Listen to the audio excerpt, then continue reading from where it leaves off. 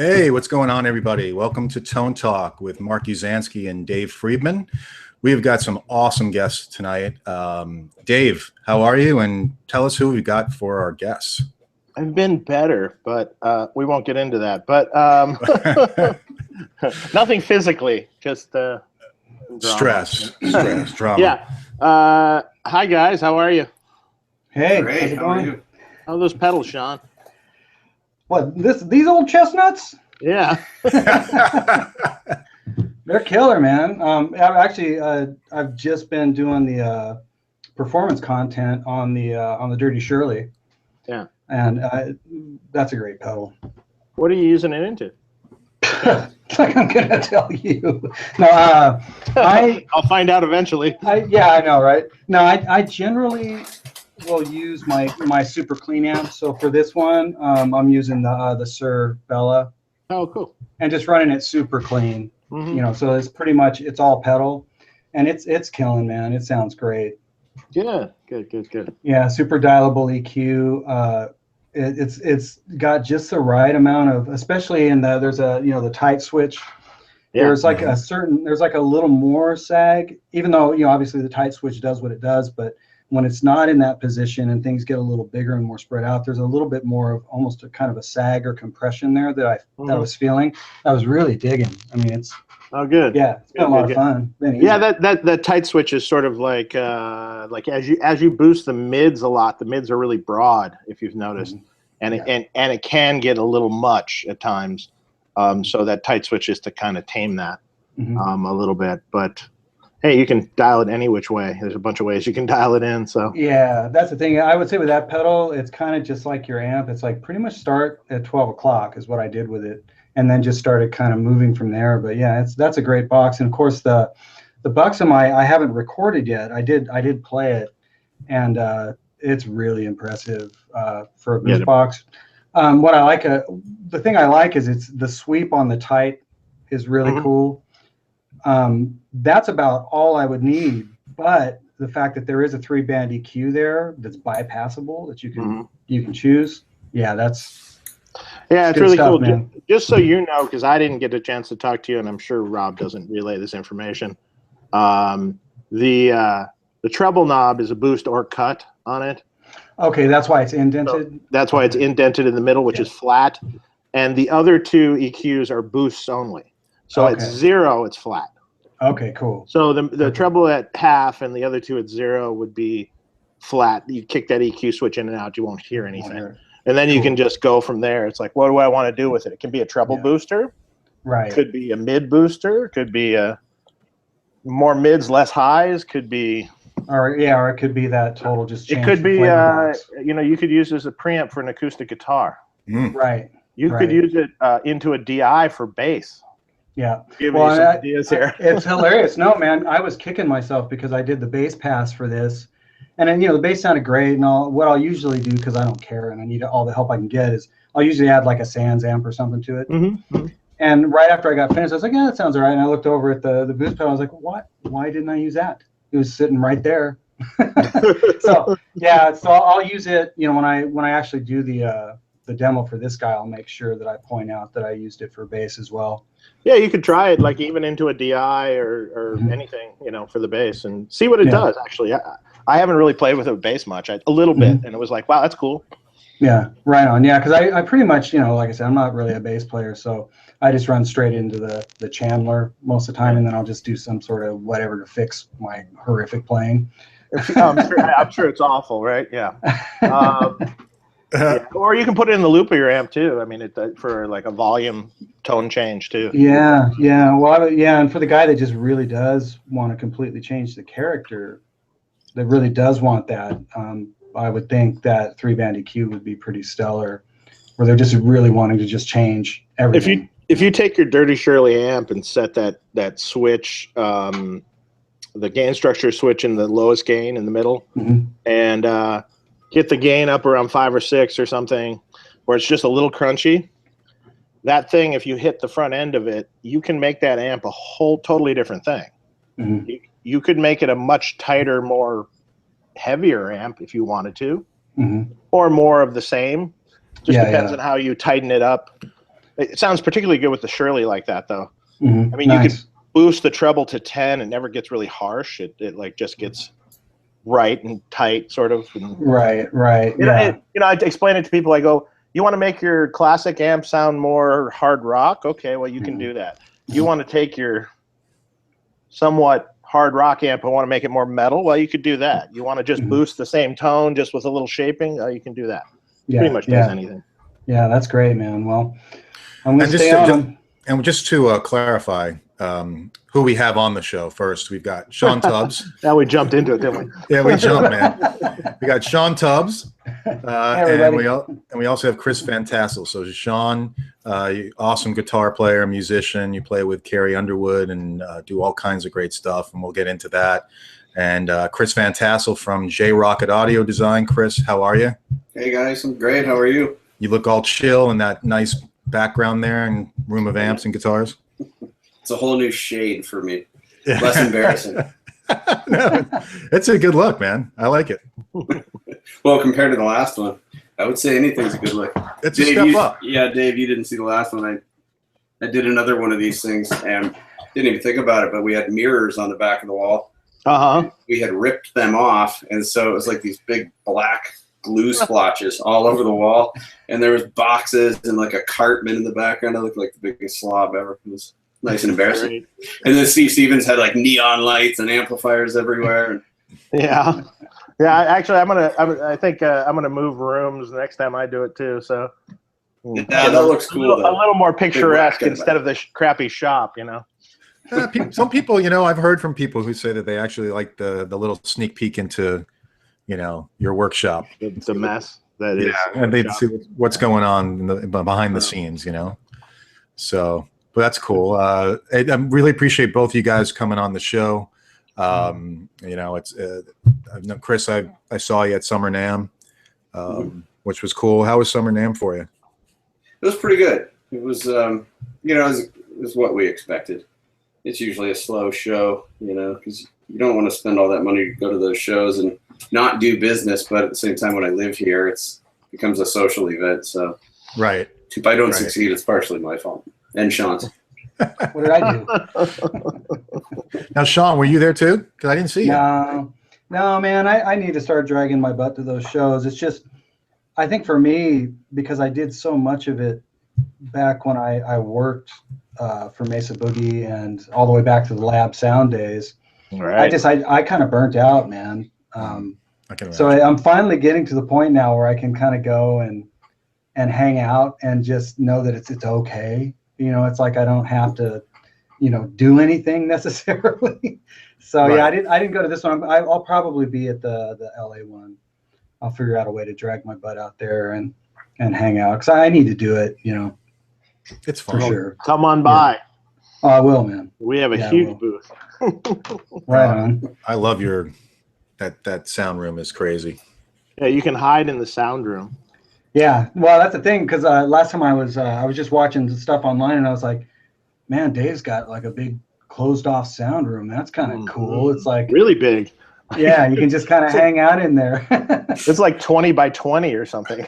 Yeah. I went in there. And, there was a bunch of people playing and it was, great volume, not too overwhelming, but just enough where you're like, oh, this sounds really good. It's hitting you in the chest, you're feeling it. And they were like tourists, people just sitting around the room, just like listening, like people with bags and stuff. Like, remember Dave, like they were just, they were just hanging out. Yeah. Like, okay, we're just going to go hang out. 4 days straight. Sure. Yeah. 4 days straight of being your ears pummeled into the ground but it's nice because people actually can hear the amps and hear them properly. In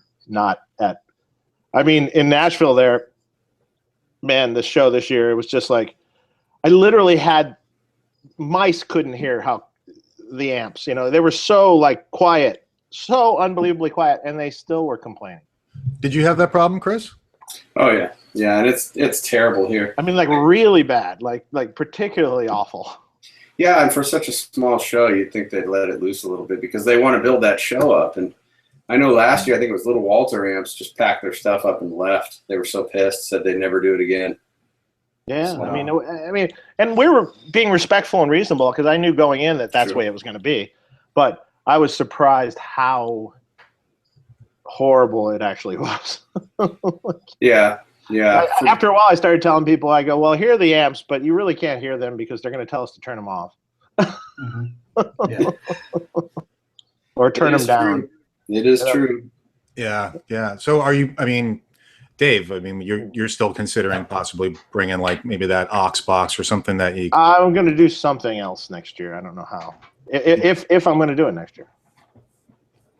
Yeah. Well, if you do it, right. Exactly. Yeah. It's just something to think about. That's a long haul for a bunch of big amps too. Yeah. Well, it wasn't bad. We freight them in. It's not a big deal. Yeah. Well, for me, I just get in my car, bring a couple of small pedals and go, hey. It's too hot there, though.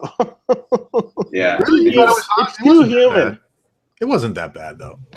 Well, you live in Florida. So. That's true. But you're in LA. I mean, I don't know. It wasn't that bad in Nashville. No. There's a big difference between like even 100 here and 90 there. The 90 with humidity will kill the 100 here. Yeah, it's true. Oh, yeah. Yeah, I mean, it's just 100 is just like, wow, I feel like I'm frying.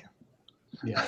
Yeah, it's just uncomfortable. But you can still breathe. Yeah, you sweat in places you just don't want to sweat. Yeah. That's for sure. I never thought you could sweat. Yeah. That's true. Right. Why am I sweating out of my fingernails? What is going on? How does that? It's not even possible. It is What are you having to drink there, Shawn? Knob Creek 120. Oh, okay. Yeah. I usually have some Bookers, but well, actually Bookers is so close to. I mean, they're from the same distillery at the end of the day. But yeah, I'm kind of a higher proof bourbon guy. If I can get 100 and up, that's kind of where I'm the happiest. But I've kind of settled, man, on Bookers and Knob Creek for sure. There you go. Those are kind of my two go-tos. Scotch wise, I don't have anything good here right now, unfortunately. Yeah. Well, that's all right, man. I'll hoist one for you. Now you have me wondering, what is Jefferson's? It depends on which one you got. I can't see it there. It'll say on it. It's probably 90. Here I go. I'm going to look like you with my glasses. That's adorable. It's a trendy thing. It does say very old. I can't see. Does it say 45 or something? Or well, I knew what to look for. I think Jefferson's is wow, yeah, 90.2. Yep. Yeah, and that's like Woodford, and Jefferson sits there, and you can get the Knob Creek 90 or 100, but I just kind of prefer the 120. And really, Bookers will get all the way up to anywhere from 120 up to about 138, just depending on the bottle. More efficient. Yeah, much more efficient. I like that. Get you there quicker, man. I understand this thought. So we're talking bourbon? Is that what we're talking? It's bourbon, yeah. But you're more of a Scotch guy, right, Dave? Actually started as a tequila guy, and then George Metropolis forced me into Scotch. Right. And then I started getting it, and like it. Yeah, I'm not much of a bourbon guy, but I'll do some good Scotch though, for sure. Yeah, like Scotch for me, I'm a big. I like it to be a little bit more smoky or more peaty. So like Lagavulin, and I love Scotch. But yeah, it's funny because bourbons can tend to be not as, I guess, smoky as Scotches. But yeah, you'd think I would go for like the sweeter Scotches, like a Macallan's or something, or the Macallan's. But no, I tend to. I like the more it tastes like a campfire, the happier I am. Oh, so like Lefroy. Mm-hmm. Yeah. Sure. Lefroy is like kind of a cross between a campfire and battery acid or something. I'm not sure. Yeah, I know. It is a very particularly strong flavor. Yeah, and that's the thing, because I know George. He's pretty hip. There's all the regions. Yeah. Around Scotland and each of them has just a slightly different recipe, and some are going to be more peaty and others are going to be less peaty or sweeter tasting. It just depends on what you're into, And from what I understand, that's like an Isles Scotch or something. Yeah. Isles. I'm not exactly. Right. I'm newbie still for Scotch, so yeah. Well, notice Mark and I are dead quiet. You're a newbie. Riveting conversation. Hey, some people enjoy it, but I've just got my Heineken.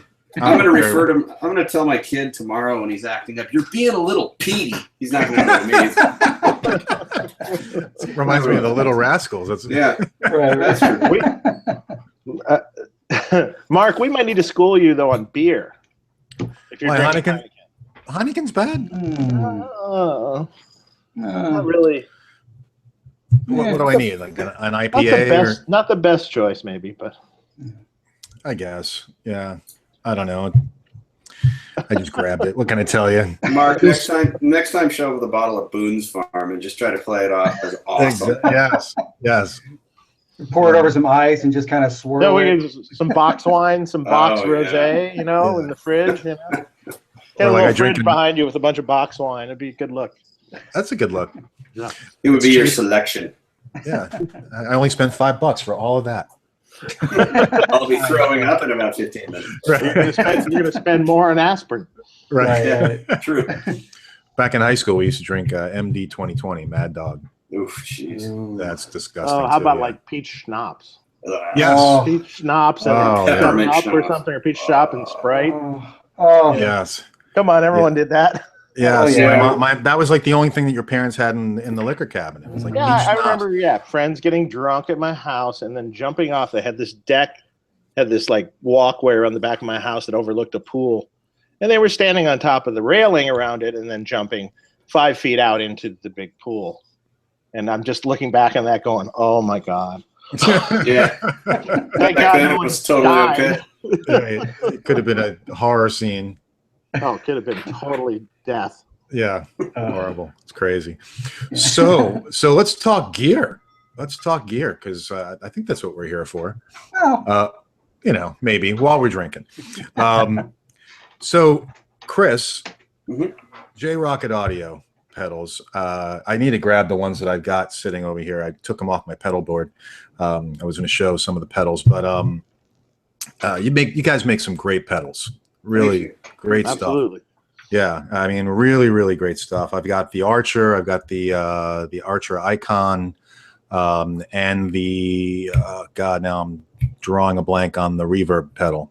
Oh, The Boing. Yeah. The Boing. Yeah, all great pedals. Oh, and then I forgot the Steve Stevens Rockaway Archer pedal. Right, I've got 2 of them. Oh, you did? Yeah, How do you get 2? because I have 2 pedal boards. So, okay. so I figured I need another one. I love that pedal. That is a great pedal. I supposedly have one sitting at Steve's house. All right. At least I've been told I do. Yeah, he's been like, man, I got to give these to all my friends. Keep sending them. I'm like, all right, not bad. Yeah. Now I can say, hey, Dave, just call me. Yeah. There you go. You could just send me one for him. Hey, And put There it, you that's go. all put right. it on him. That's all right. Yeah, they're great pedals. They really are. It's a very unique take on an overdrive with a 6-band EQ. I mean, just very. Yeah, unique. I don't know how unique it is. It's kind of straightforward. It was just based off the fact that that's what he used. Exactly, yeah. Overdrive into an EQ, and that's really what it is, all in one box. Which a lot of people have been doing for years, but to really put it into one box Sure. is the unique part. Well, and that's what gave us the idea for that IQ compressor as well. And we're actually doing a pedal for Mark Lettieri from Snarky Puppy, and it's that same format with a different drive section, and it just seems to work really well, and it's efficient. I agree. There's that word again. Efficient. they're yeah, exactly. It's 120 and up, man. Yeah, we'll overdo it pretty soon. Yeah. Let you know. So tell us about the compressor pedal. Well, it's basically the same thing. It's a compressor hitting an EQ, and my issue with compressors, at least, the pedal type compressors they were noisy. They affected your inherent tone, and the whole idea with this was just to be able to dial in the pedal so that it didn't affect your tone, so you could dial out the bad artifacts.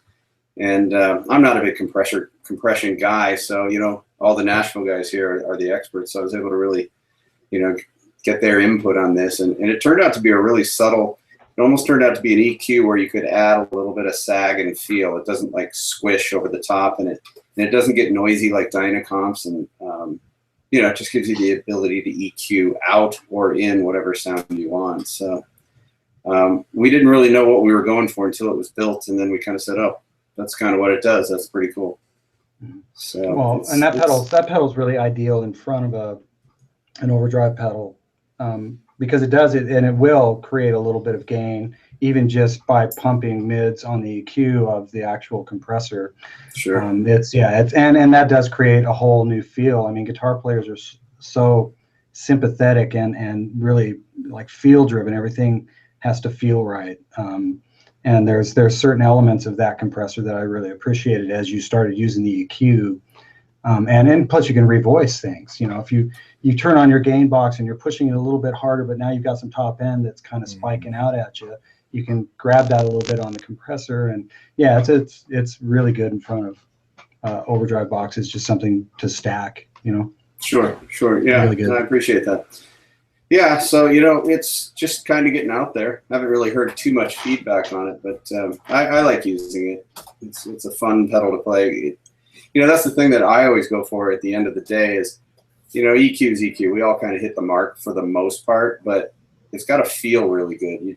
That's what drives you to come back to your guitar and your amp is when it feels good. So that's really the target that we go for in any pedal that we make, and I'm sure, Dave, you do too. I'll be expecting one of your pedals in the mail too. Okay. What? Did I say that out loud? It's the whiskey. We can trade. Perfect. Does it work that way with amps too? Oh, yeah. Doesn't work that way quite the same with amps. That's a hell of an idea. I like that. That sounds good. Do the trade. Well, hey, I was asking Mark today. I'm like, because I'm, as you can see, let me see what shoulder over here-ish. You can see the Van Halen guitars.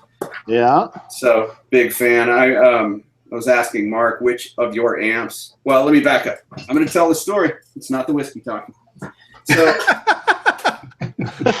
guy out there on the internet, Al Estrada, Dave, I'm sure you know him. Yeah. Does the Van Halen thing. And, man, his tone is remarkably spot on, at least from what I can hear on the internet.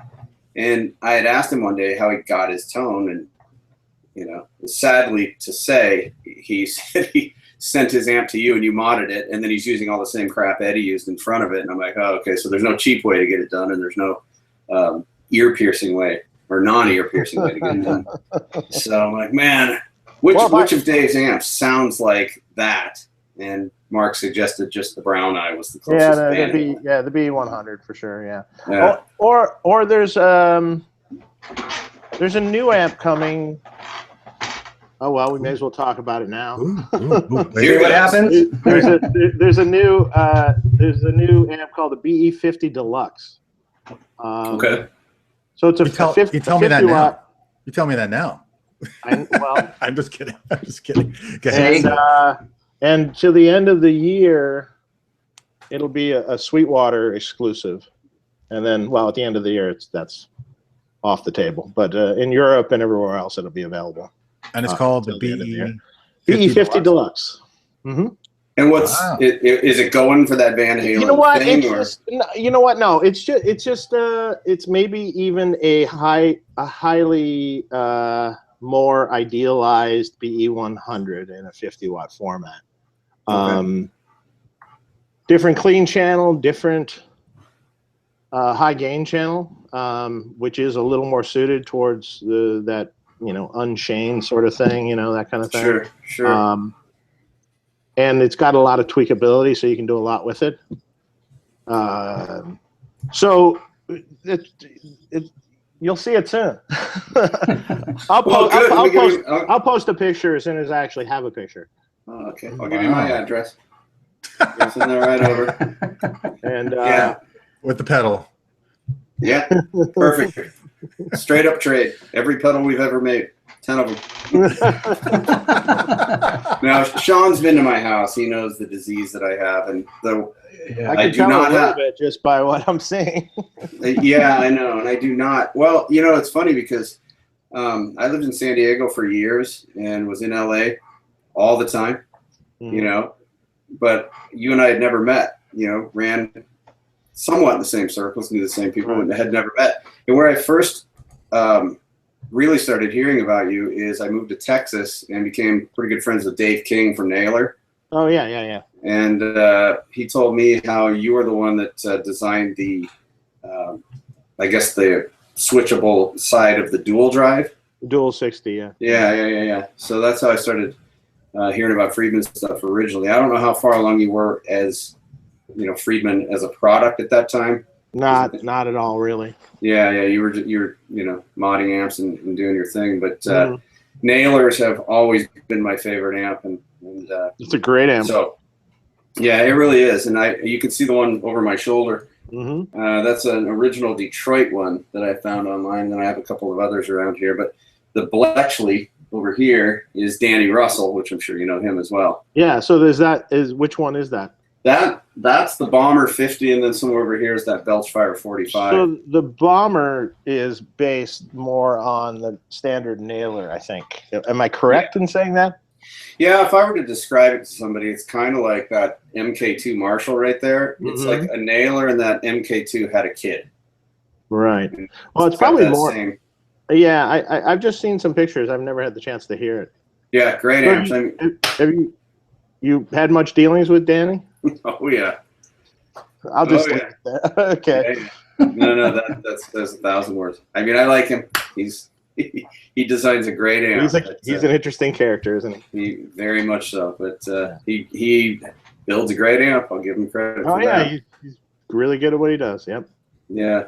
Yeah, and I've come to find that there are a lot of Detroit people down here in Nashville, and I've come to find there's such a small inner circle with like the Guytron guy that created that Guytron amp, and then Naylor and Egnator, and somehow, some way, they've all kind of run in the same circles. Yeah, it's a weird thing. There's an awful lot of amp guys that came out of Detroit. Yeah, it's kind of crazy. I mean, like, vast majority of them. Oh, really? I mean, well, the vast majority of most of your boutique, Marshall-esque sort of, shall we say, amp guys, well, sure. Detroit, pretty much. George Metropolis, yourself. Bruce Egnator, George Metropolis, like Guy Hendrick from Guytron, originally. Danny. Myself, Danny. Oh, you're from Detroit? Yeah. Oh, I didn't know that. Yeah. Wow. So. Good Lord. They're my favorite hockey team, too. Well, that's good. They got a new stadium, which I think I'm going to go see the opening concert at. Oh, really? Yeah. Yeah, I had a chance to go to a Wings game before at Joe Louis last year before they shut it down, but I didn't go. Oh. Yeah, they're opening it October 1st, the new arena, and Paul McCartney's playing. Oh, awesome. Oh, nice. So they're clients of mine, and I think I'm going to go. I think that sounds like a cool thing. I think I'm going to go too. And that, I think that's a cool thing. Yeah, I have to go to Detroit a lot this year because I have an 11-year-old that plays travel hockey, so he's up there probably 3 or 4 times this year. Yeah. Well, I got some friends up there I should hook you up with. Yeah, that'd be great. Yeah. You can go hang out with George Metropolis and drink some scotch. Yeah. Oh, yeah. Definitely a lot to learn. I'll bring Shawn with me so I don't die. And just check out his amps too, and his vintage ones too. He's got some great amps. He's got lots of cool vintage Marshalls. Yeah. Well, it's funny. I had this guy over. His name's Phil Schaus. He's kind of well known around Nashville, but he plays a rock show. Where's that place, Shawn? The Marathon Building, a Mercy Lounge. Yeah. Is that it? Yep. Yeah, and so every Tuesday night they do a rock show, and there's a lot of the '80s rockers that live here, and I guess a lot of those guys show up and hang out there. But he came up to demo some pedals, and we're trying every amp under the sun, and then we plug into that. That's a 1970 Marshall, and I haven't plugged that thing in or fired it up for a long time. You just forget how good they are. It's just like I actually, and loud. Very loud. But man, he plugged in. I'm like, wait a minute. Why do I not plug into that thing more? Yeah, but hey, I always need one more. There you go. That's the saying. There should be T-shirts like that for guitar players. Oh yeah. Always need one more. Yeah. How many more? Do you need another guitar? Yes, one more. Until one day you're looking around going, I really don't need this shit crap. Yeah. It starts to get like I could whittle this down to 4. Yep. You could. Shawn, you and I were talking. It was yesterday, right? We were talking about having, kind of your stable of guitars, and why you have that stable of guitars, and each one has a certain use, and it's a tool, and rather than having duplication. I don't know if you want to talk about that with some of the guitars that you use. Well, yeah, it's kind of funny because even amplifiers, it's like it's just recently that I've started thinking, you know what, it's okay to have multiple amps. Because I was always that guy like, man, I just need one, and as long as it's voiced right and I've got some of the right stomp boxes, it'll be fine.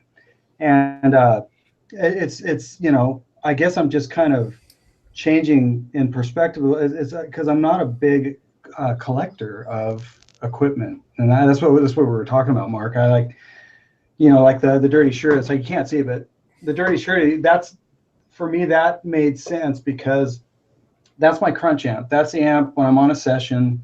I don't have to put any pedals in front of it. It's just I turn it on and I set the gain the way I want it, and I just go. So that's kind of the perspective I started getting. Well, that's what that amp is going to do. It can do a lot of other stuff, but I love it for that.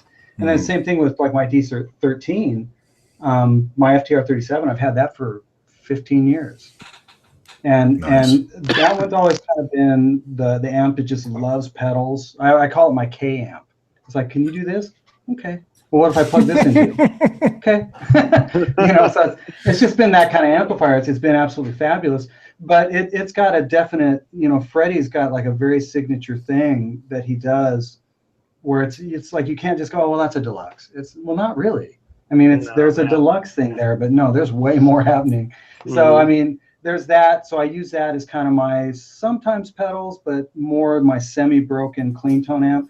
And then the amp like the Bella, the Sir Bella, that's my dead clean amp, where it's like, man, I don't want this thing to break up at all. The only thing that's going to break up is a speaker if I kill it, but it's not going to be the amplifier if I can help it.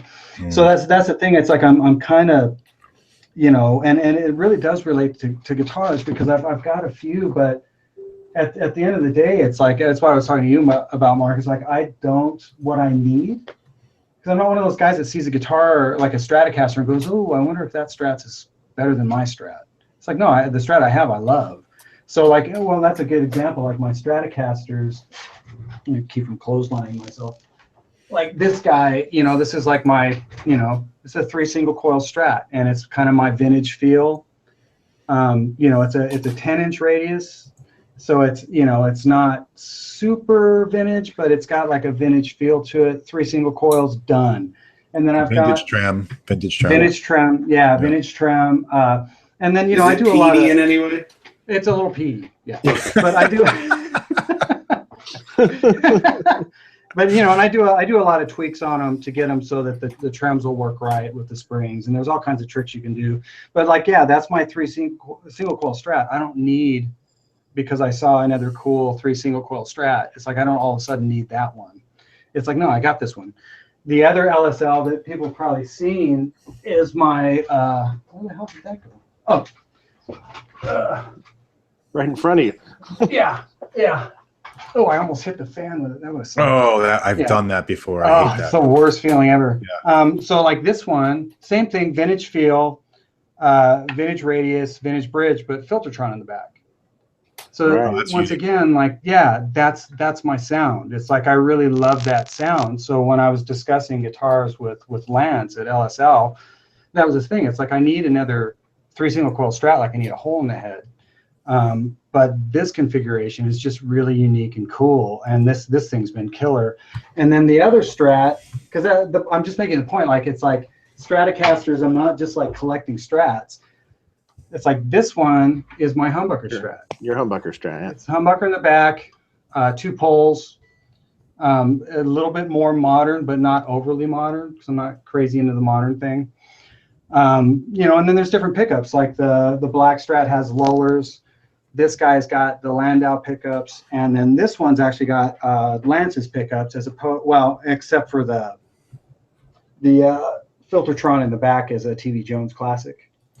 But that's the thing. It's like these all kind of have a place. I'm not one of those guys that goes, oh man, that's a cool custom Strat. Maybe I should get that one and sell the one I have. It's like, not really. They're all kind of tools for tone. And then, or you were saying you don't necessarily have duplication also, right? No. It's like, like what I don't have right now, I don't own a P90 guitar. It's ridiculous. Well, I might be able to help you out about that. Well, actually, we were just discussing it. I was like, I wonder if Dave does one of those tellies with P90s. Yeah, we do. Yeah, in the kind of the vintage Gibson Red, too. Yeah, see, it's just stuff like that, Very cool. It sounds really cool. Oh, I'm sure, man. But that's kind of with all the hum and everything. Yeah, well, you got to have the hum, man, especially with P90s. But that's just kind of how my brain works, And then like the McCarty PRS back there, that is my Les Paul. It's a Gibson scale guitar, and it's killer. And then the Duesenberg is a Duesenberg. Nothing sounds like a Duesenberg. Yeah, and it's got a Biggs, but nothing sounds like a Duesenberg but a Duesenberg. Right. And then my telly's my telly. That's a longer scale guitar that's hollow, the 245, and of course the Collings is a completely different beast. ES335 kind of. Yeah.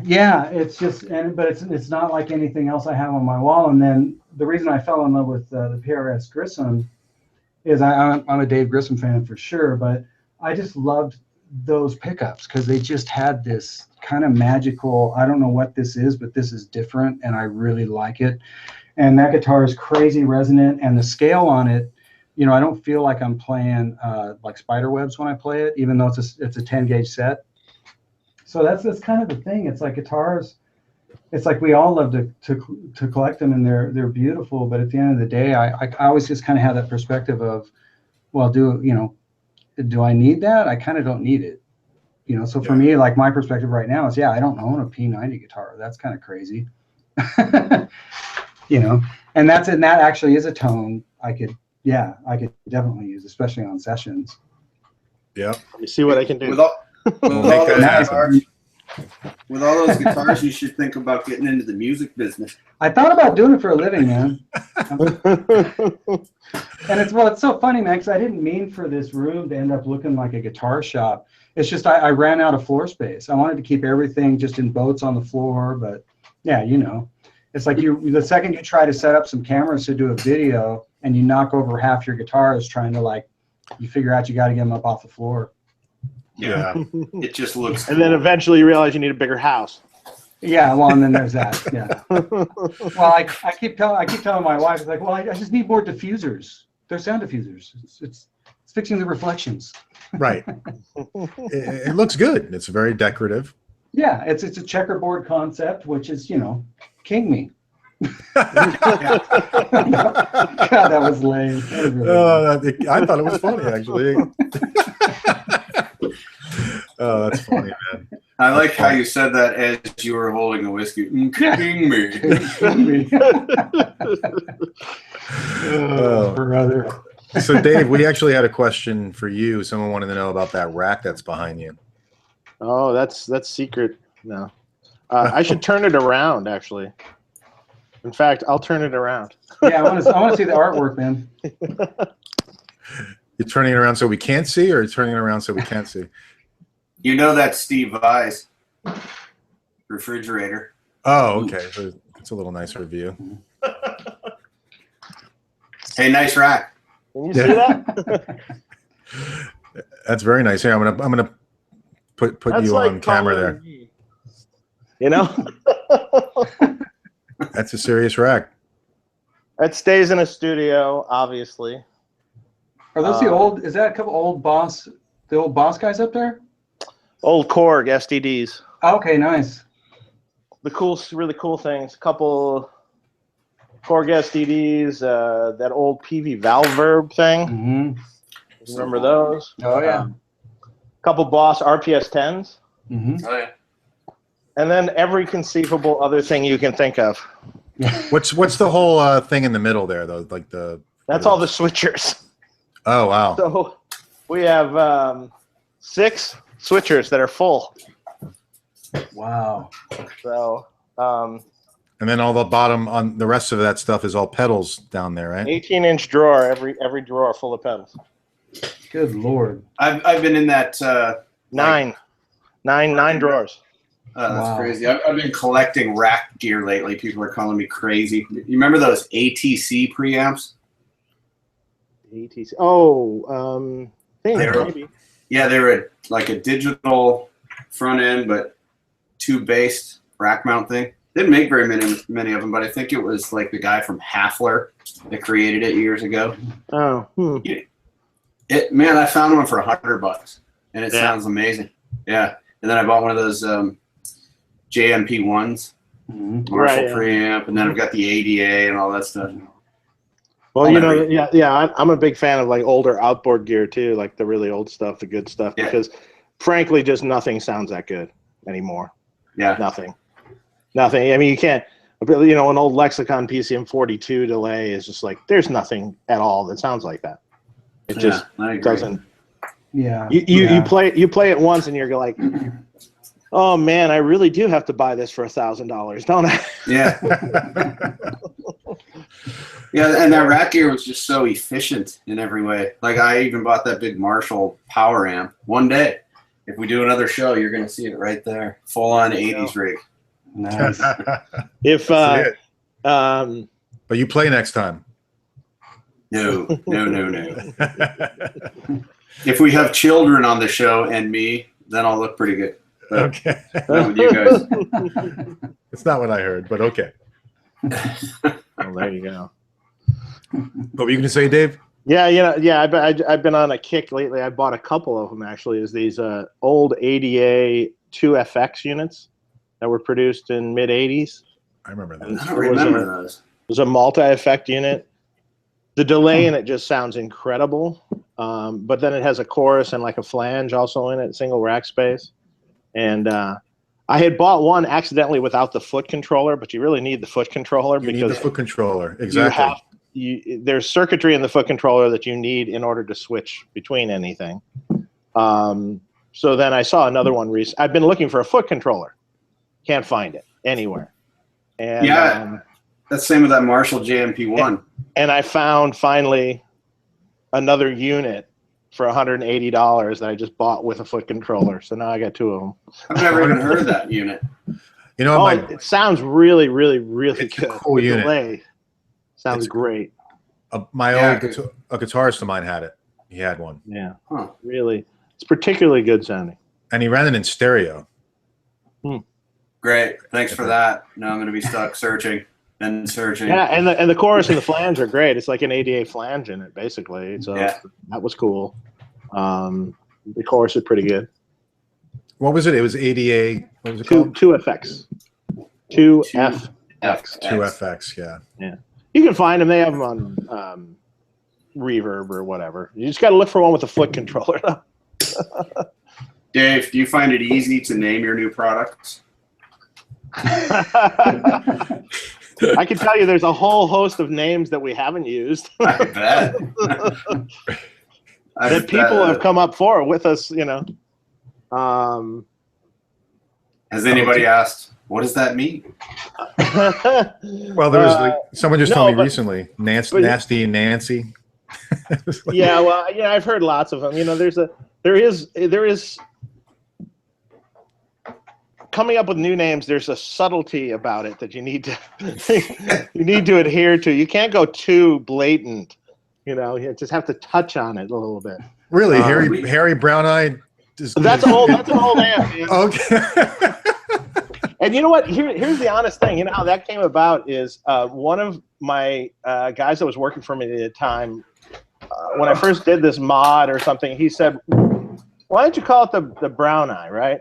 And honestly, at the time he said that, I wasn't even thinking about what he just said.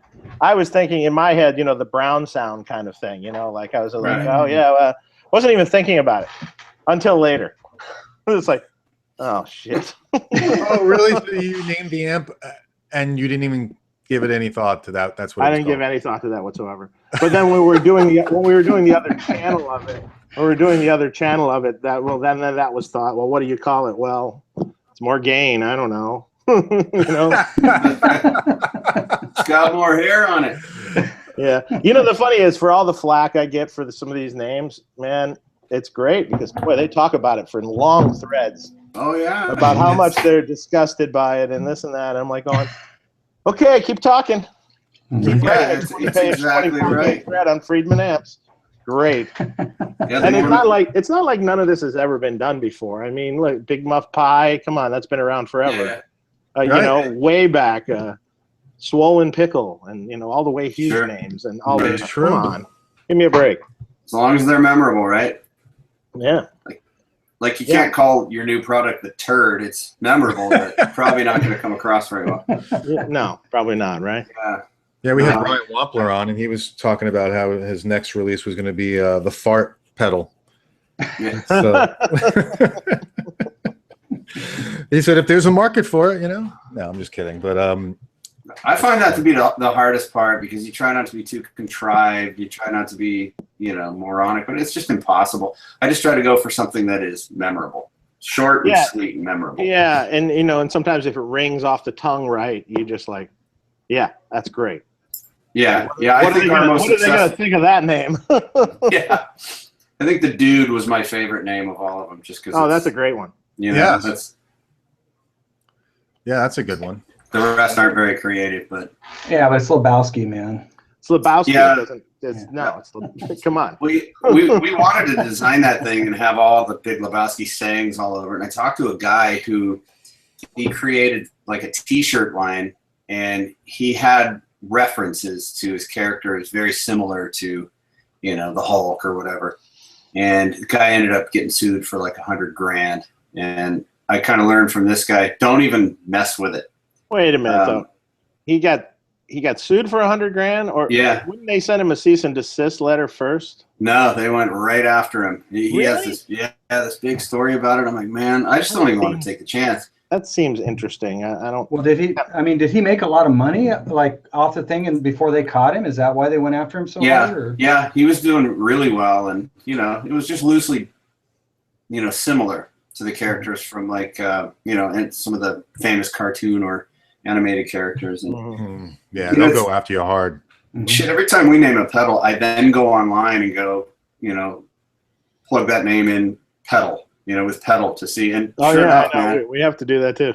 yeah, sure enough, there's always somebody that's come up with it. And you're like, son of a bitch. Like Ford Thurston. I don't know if you guys know him, but Yeah, I do. he's the one that came up with the idea for the Archer pedal for us. And it was like, you know, on its own, my wife is always like, oh, the Archer. She just thinks it's the lamest thing ever. And I'm like, well, Yeah, but that makes total sense. Yeah, it does. It does. And, It makes and the total people who sense get- without blatantly calling it, you know, Yeah. what it is. Yeah, exactly. And that was the whole purpose behind that. But I hate naming pedals. We've got about 5 or 6 coming out right now. And I'm just like, man, I don't even know where to start. I don't even know where to start. And it's good to have those contests, you know. Hey, name the new Rockett pedal or whatever. But Oh yeah, well I got a couple that'll come out too that are interesting names, shall we say? well, if you had a competition, it'd be a whole lot more fun because people would just go way overboard. Yeah, That's no, true. I've done that. I've done that before. I'm thinking Facebook or something where we asked about that, and yeah, it just never goes down well. There's never really anything usable generally. Yeah, it gets down to the gutter. Oh, and some of them people are like, yeah, that's awesome. You're like, well, then I'm not going to roll with that one. I find delays to be the hardest one to name. And then, you know, you want to stay away from the, you know, I don't want to throw anybody under the bus here, but, you know, EP2 or, you know, if you're going to do a tape delay, it's like, you know, people get it. And I guess it's to the point, but there's no fun in that. Right. Yeah. Yeah. Be creative. Yeah, delay is great. Yeah, I can only imagine what. I wouldn't even know what the name of. Oh, I know. I like about what- it right now. Like Wampler, he came out with the Ethereal and the Doctor. I thought those were pretty good, you know, pretty cool names. Yeah, yes. The Doctor, you know. Oh, okay. Well, here's the one my wife came up with. She's like, call it the short bus. And I'm like, what? And I'm like, Wow. that would go over well. Yeah, sure. In this day, and age, absolutely. Oh, we almost named that hooligan pedal. We almost named it the Spaz. And I got an email from some dude in the UK, and he goes, "Do not name it the Spaz." And I'm like, "Why not?" And he goes, "That's highly offensive over here. It's like calling somebody a retard here." And I'm like, "Man, I'm glad that guy emailed me, because then, you know, there goes our sales in the UK." Yeah, that would not be good. Yeah. Well, there's some words in the UK that are highly offensive over here too. Oh yeah. Oh yeah. Yeah, just refer to a cigarette over there. Oh, I know, That's right? true. Boom. Well, Yeah. Or Randy. You could have called it the Spaz Randy. That would have been Yeah. good. I was just talking about Randy Rhodes, man. It's your Spaz if you don't like Randy Rhodes. Right. Well, okay. Okay, here you go. The hardest pedal to name. We're gonna do a pedal with Shawn Tubbs here. Well, you Now know we're- the name I gave you, man. I'm Yeah, I'm the dickhead. No, the Richard. The Richard. Oh, the Richard Cranium. Now, We should- dickhead will work. Yeah, I have no idea where to start. Like Steve Stevens, that was kind of cool because he was born in Rockaway, New York. He's a rocker. That was cool, I thought. But I have no idea what to name yours. Well, that's the thing. It's like you try to go through like street names. It's like, well, like I lived on a street called Seabreeze in California. Well, that sounds like a porn name. Let's call it the Yeah. Seabreeze. That's true. They call it the Petey. Or an astringent. Actually, I kind of like that. Yeah. The astringent. You can call it. There was a name that we were tossing around for a long time that was the Bishop, and that goes over very well in England. Oh Yeah. boy. There's a saying in England. The Purple Bishop. Yeah. I wonder if Flogging there's the one. Bishop. I wonder if Flogging the Bishop. That reminds me of George Carlin. Do you ever hear of it was just in my brain here, and then you brought that up. The Flying Dutchman. Oh, How about that? That would be a good one. isn't there already something? Isn't There there might already be. something? Yeah, mean- Probably. that's been on a T-shirt at the minimum. Yes, it's been like used as a joke and stuff, but it just kind of kind of just Yeah. came- At what point do you run out of names that you can't think of anymore, and then just start calling them? The Yes, the ST1. 2034 pedal or something. Yeah. Why'd you call it that? Because we ran out of names. Yeah, yeah. Right. We just took my It's birth date and put on the pedal. Right. That's funny. Some companies do that. Because Like we looked up on the internet and they were all taken. Mhm. some guitar. I heard a good. models. I heard a good name for a compressor. It was called the Workman's Comp. That was pretty funny. Oh, that's kind of cool. Yeah. That's funny. I like that. Yeah, that's the hard. I find that to be the hard part. I really Yeah, do. it is. It is. It's funny. You know, speaking of naming things, Shawn, you and I were talking about something. I think this would be a really cool conversation. And then I just also want to let the guys in the chat, everybody in the chat, know that I will get to the chat, I promise, and I will get to everybody's questions. Okay. We've got a lot of stuff, a lot of questions and stuff. I can't even I pulled it up and I haven't even looked at any of it yet.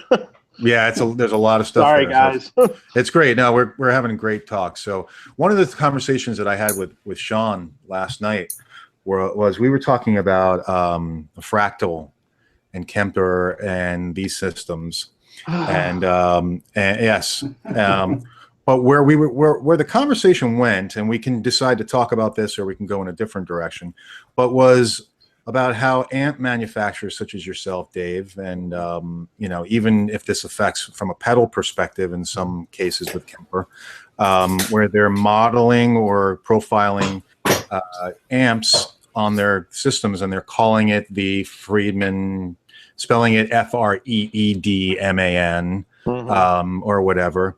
And what are your thoughts on being able to get compensated for every time that happens? Because I think, and I agree with Shawn on that, or at least we were talking about it, that there should be compensation for that goes on. I honestly think there should be a way, and these companies should really get on board with this, to involve the manufacturer and have an official, Kemper plug-in pack, or not plug-in, but Kemper sound pack from the company, and then the company actually gets paid some money for it.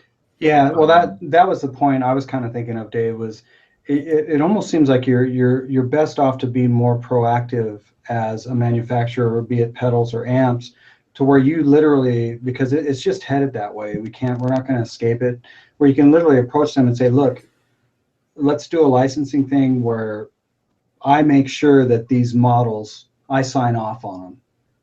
And you basically just work up a licensing things to so there's no question for the people doing the models or the consumer that this is as close as you're going to get to, say, the model of a Dirty Shirley or a BE. Mm-hmm. I just, because for me, it's like I'm, with all these modeling amps, I'm not one of those guys that plays through a fractal and goes, okay, I'm going to sell all my tube amps.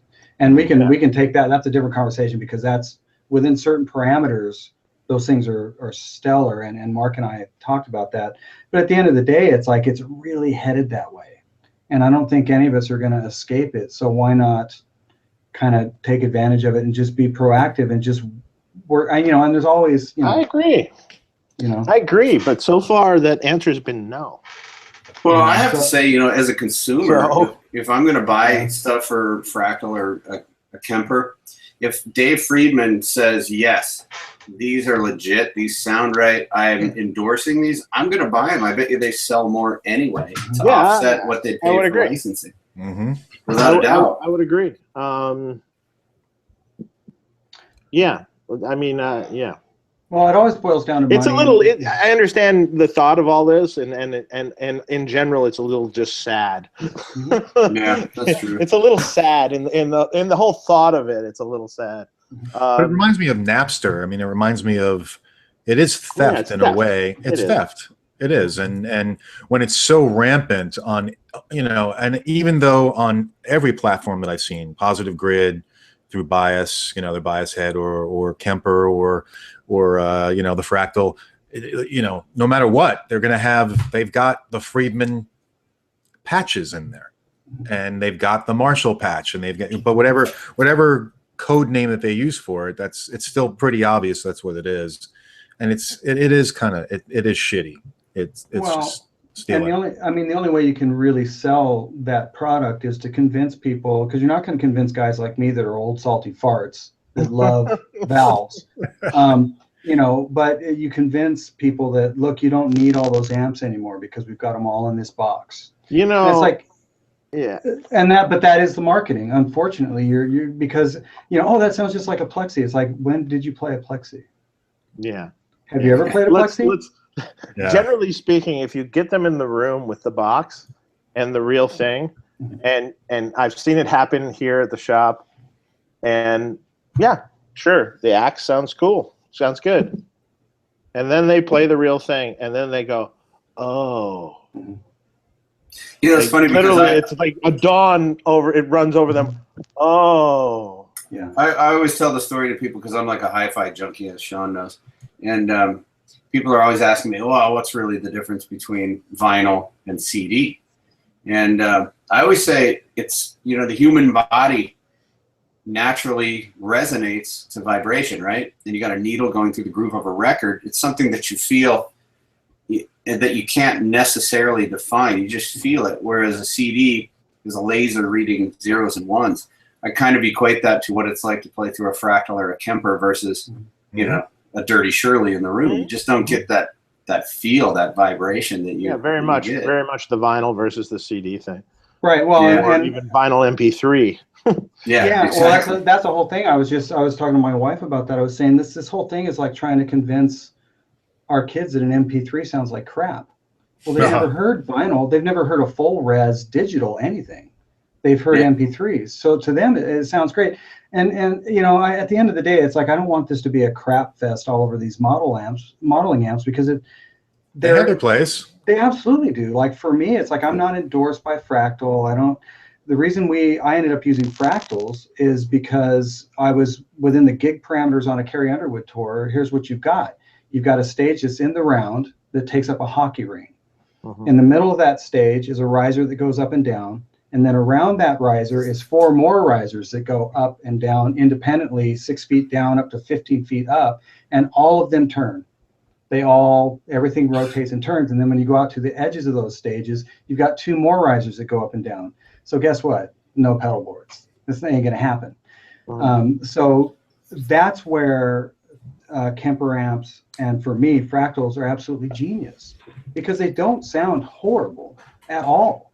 They don't have the feel of the real deal, but within certain parameters, for a guy like me, like I said, as an old salty dog, it's like, yeah, invaluable. That show could not have happened, honestly, without either Kemper or Fractal within that production scheme, within those parameters. But like I said, you can't do it. But boards, no nothing. Yeah, you can't do it. But at the end of the day, it's like, no. Will I sell a single tube amp because I have a modeler? It's still not the same feel. It's just the feel. And Mark, we were talking about that. It's like just the flow of electrons. I mean, somebody figured out how to get electrons to go from one place to another.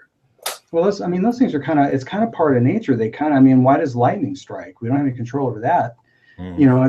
So for me, it's like there's something about that flow of electrons from one place to another that is just so organic. And to me, it's still, Dave's probably thinking this guy's crazy. He's got to stop drinking bourbon. But it really is more. It's kind of it's nature. It just works, man. It's electron flow.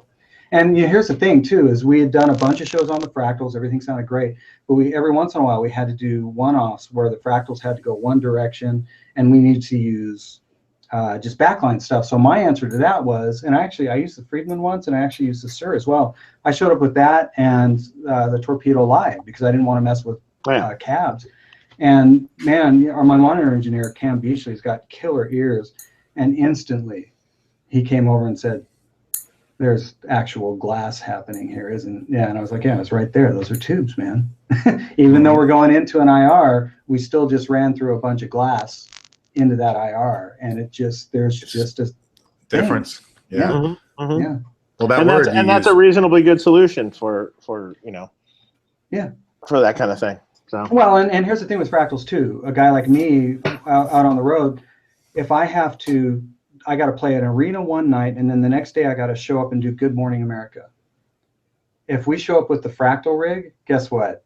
It's so easy. Multi-pin connector, clunk, and go. It's going to sound exactly the same in our ears, maybe not in the broadcast mix, but in our ears as it did at the arena.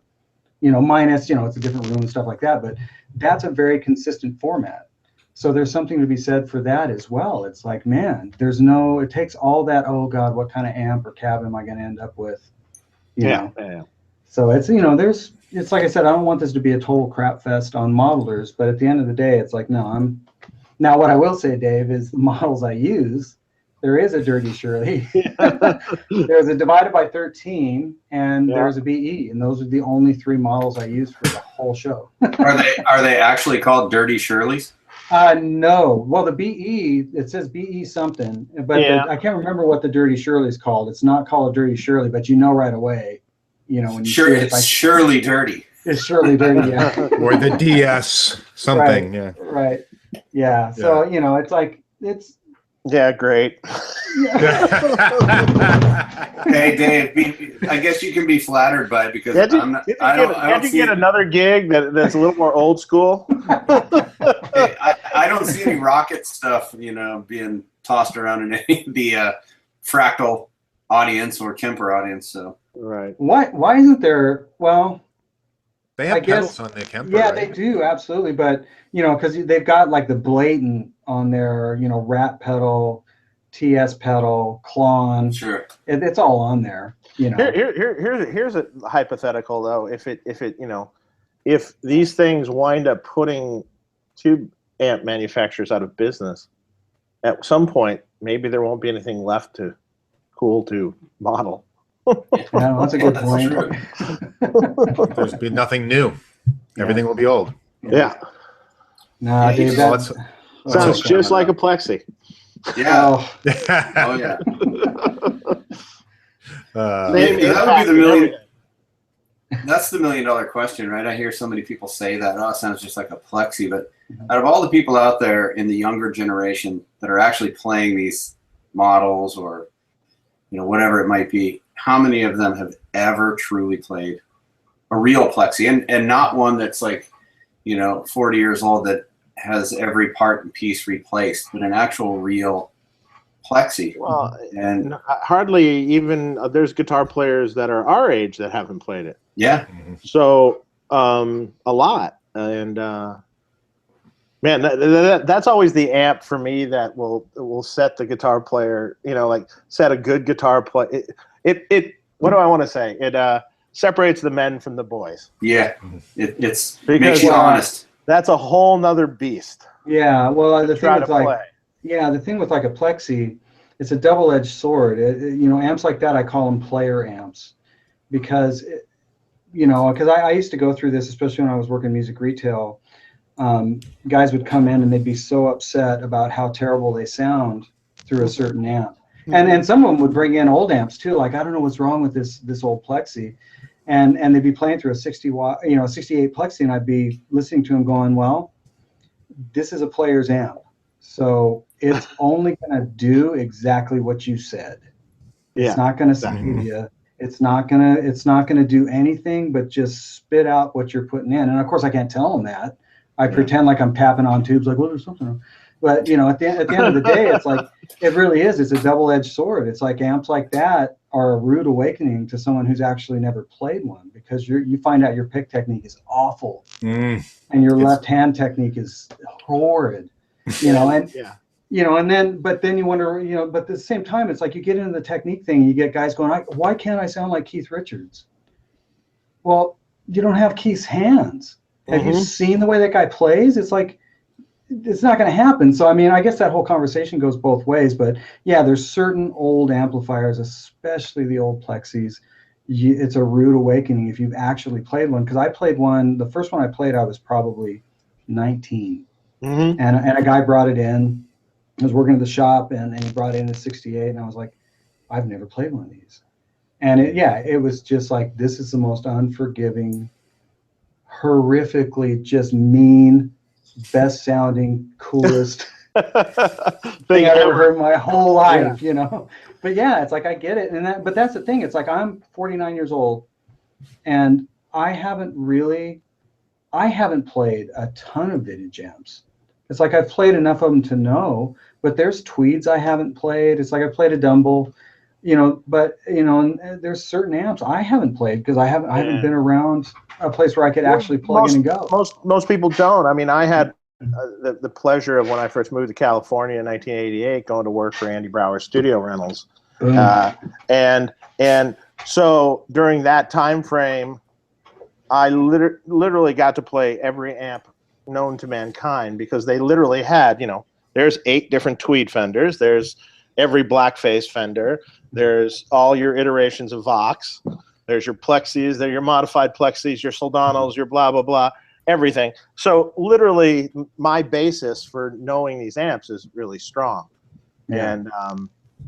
And then lots of producer friends and lots of things like that too. I mean, I've owned a lot of these amps. I've known people who've owned them. I've, worked there forever, and that was. I think that's why people have grown to trust your ear, because how many people buy an amp now just because of either reputation or what they've heard on the internet? Yeah, and then sometimes people will go, well, it doesn't sound like they'll take one of my amps. Well, it doesn't sound like a Marshall. I go, which Marshall are you referring to? Right. Yeah. Well, the JVM. I'm like going, oh. Okay, I'll give you that. Yes, it does not. There's a reason for that. It doesn't, and then the DSL. I'm like, you're right, it doesn't. Yeah. Well, how many people actually? Like, at what point in time in your musical career or your guitar playing career do you finally actually know what good tone is, right? Because I remember when I was 19, I thought, my tone was amazing, but I had a 71 Marshall Super Lead that I traded in straight across, thought I got a great deal. I traded it for a Fender Chorus, the solid state with the red knobs. Yeah, that was a good trade. Yeah, no. And I still remember to this day the guy going, well, let me see if we can just do a straight trade. I'll have to ask the manager. I remember, mine was, let's see, my first amp was a Silver Face Fender Deluxe, right? But of course, being the kid, you want distortion. Mm-hmm. So, that's not cutting it, and the little pedal I had wasn't cutting it, for that. And so that got maybe traded in, I can't quite remember what happened, for a PV Renown solid-state combo. Yeah. Yes. It had lots of distortion, but... Oh, yeah, but think about it. Imagine in stereo in one amp with so distortion. Oh, tremendous. That's what it was. It was a stereo combo. It was a stereo, in stereo, 212 Fender course. Yeah. I wish I still had that amp just so I could look at it every day and go, God, stupid. Just hit it with a hammer. Like walk by it every day, kind of hit it. Yeah. I think my first bona fide amp was it was a Baldwin. It was a 2x12. I can't remember. I think Willie. That's a piano. Yes. I think Willie actually played through it. It was a 2x12 combo amp, big, heavy thing. And I had it forever. I had that, and my father had an old National Town and Country guitar that he gave me. It was a 59, I think. And when we moved to California in '79, everything was stolen. Oh, we got, robbed. And so what it ended up happening is I ended up with my pops helped me out. I ended up with a 78 Les Paul and a PV, it's a 60-watt tube amp, something series. But I remember, I was like, oh my God, this is the tone of the gods. And now I look back and I'm like, no, that was not good tone, man. How was the Les Paul? How was the 78 Les Paul? You know what, man? That's a sad story because it ended up being sold. My dad sold it for me. I left on a ski trip and I decided not to sell it. And I hadn't made that clear to him, so it ended up being sold. But I mean, those late 70s Pauls are hit and miss, man, and that one was right on the edge of miss.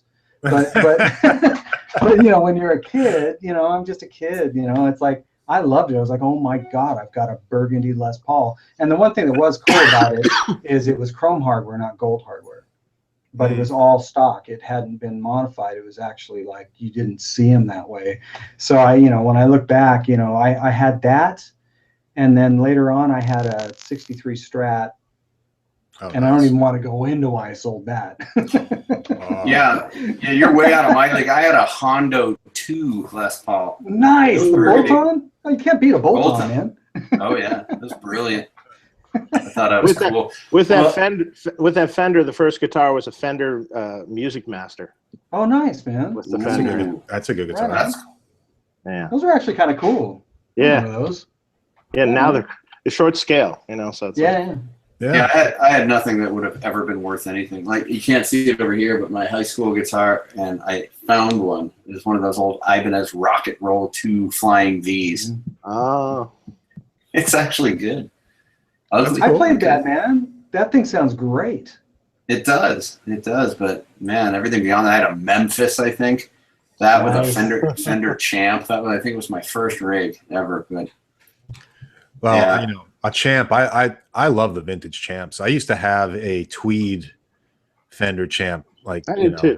late 50s, and I sold it. And that's one of those amps that I regret selling. I mean, that was just instant Keith Richards. You just turned that thing all the way up, and it was just beautiful. And now that I have the power station, just to be able to run that little Champ through a power station and beef it up to 50 watts, how cool would that be? Yeah. Mm-hmm. Oh yeah. But yeah, that was. Wait, cool that's the Fred thing, right? Yeah. Okay. Yeah, I still have yet to check that out. I hear people just rave about it. I mean, he's, man. Should hit him up for doing a video. Yeah. Yeah, I mean, I've heard guys rave about it. And of course, there is that, the aux top seems really interesting. Eric, Eric and I have been kind of playing phone tag on that one. But yeah, that seems really interesting because it's not like a 2 notes because it doesn't do any attenuation. The 2 note won't do that for you. It seems like it's kind of its own thing. It's really interesting. Really good. Get it? I saw it at NAMM. Yeah, I would listen to it a little bit at NAMM with an old Marshall, and was like, yeah, I think. I mean, it's hard to tell there, but I was like, seemed to. I thought it was cool. I thought it was really cool. Yeah, it was a very I was, cool in fact, I concept. was thinking if I was going to go back to Nashville, I'm just like going, I'm just going to put one of those in my booth with no cabinets. And here's some headphones, guys. Crank the amps up if you want. Well, I was just thinking about that, Dave, because couldn't you pretty much just route every single amp via an amp, like a head switcher just straight into that dog? Yeah. And just be done with it, you know? Yeah, because we have, in those racks that we have from NAMM, I mean, we do up to, I can do up to 16 amps to switch to one or 16 cabinets. So yeah. 16 cabinets. But what kind of head switcher? No, don't wait. Look, this rack, right? The studio that it goes in, we just set up 16 amps in an amp switcher with 16 cabinets hooked up. Jeez, that is sick, man. Epic. Wow. I almost want to ask who the hell is that? But I know you. But you can't say. I know. Hey, you know what, guys? Let's jump into chat if you don't mind. Sure. If it seems like a good Give time. me 1 second. I need more beverage. Okay, go for it. That's why I brought the bottle with me. Mm-hmm. Yeah, that's why I got up. I had to go find my stash. you had a frontal lobotomy, and I have my bottle in front of me. Exactly. But it's funny, like Dave just said, like 16 amps and cabs, and I was just thinking, man, I will be the man if I can switch between these 3 heads and my torpedo and my speaker cab. I'll be the man. And then Dave's like, this one switches between 16 heads and 16 cabs. It's like, no, I'm not the man. I'll never be the man. That's insane, though. That's just like way too much. Well, but I get it though. It just depends on what are the parameters? What are you wanting to do? Because for me, it's all workflow. So I would love to be able to just throw a switch and hit any amp, or if I want to hit my torpedo, I throw a switch. If I want to hit the cab with my mic setup, then I throw a switch and I'm there. You know, it's more workflow. So even something that sounds as crazy as 16 heads and 16 cabs, it's workflow. It's like that guy can literally go bing. Well, you can do it. You can just audition on the fly. Yeah, well, I know I can. I just got to save up the. It's actually not too bad. Yeah, Tim Pierce turned me onto that high-end thing. Yeah, see, I'm interested in that. There's a new Friedman product coming out. No. The amp Pete stuff is the way to go. Man, I just saw that Henning Pauling. Mm-hmm. He uses that stuff, and I was wondering, he's like, man, is that good? Yeah, that's what we have in our demo racks for NAMM and everything. And it comes with a little desktop little keypad that you can punch in whatever cab, whatever amp you want. You can just continue daisy chaining them until you're out of room. Thanks for costing me money. Yeah, I was gonna say, you can have the initial one is 8x8, so it's 8 amps, 8 cabs. Wow. You don't have to use 8 cabs, but like you said, you can use your load or your cab or any of your cabs you have in your room. Yeah. Does it create the grounding problems?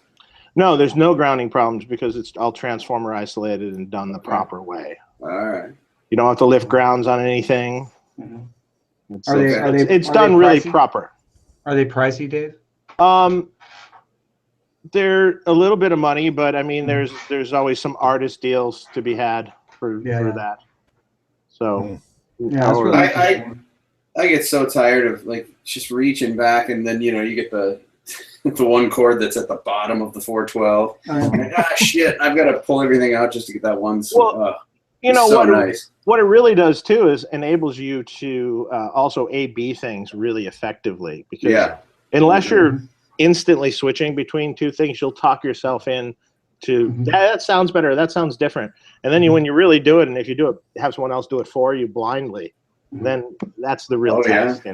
Yeah, and like for us, we're constantly demoing pedals, and if I just have one input that can then be rerouted instantaneously to 10 different amps, then both of you two email me. I'll hook you up. Man, that'd be great. Well, because it really is. It's a workflow thing, and for a guy like me, I want to be able to audition, like my 3 heads that I have here. I want to be able to just literally bing through them on a track, and just play it within context in the track. Stop. push a button. Now I've got the next head.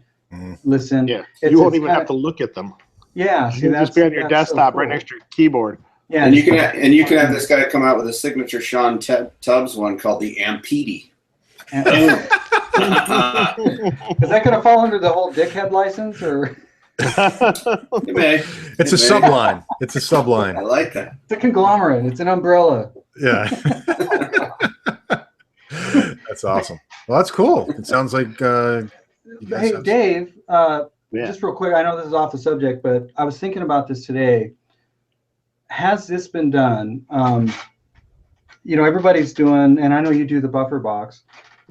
And I guess I haven't studied yours, and maybe I'm going to make a total idiot out of myself, but when I look at pedal boards, the one thing I think about is a guy like me, it's like I've got a delay and reverb that I really dig, and for the most part, I'm going to run them to the front end of the amp, unless I'm running a gained out amp, like say I've got my DS cranked, and now delays and reverbs are going to sound like ass to the, sorry, bad, to the front.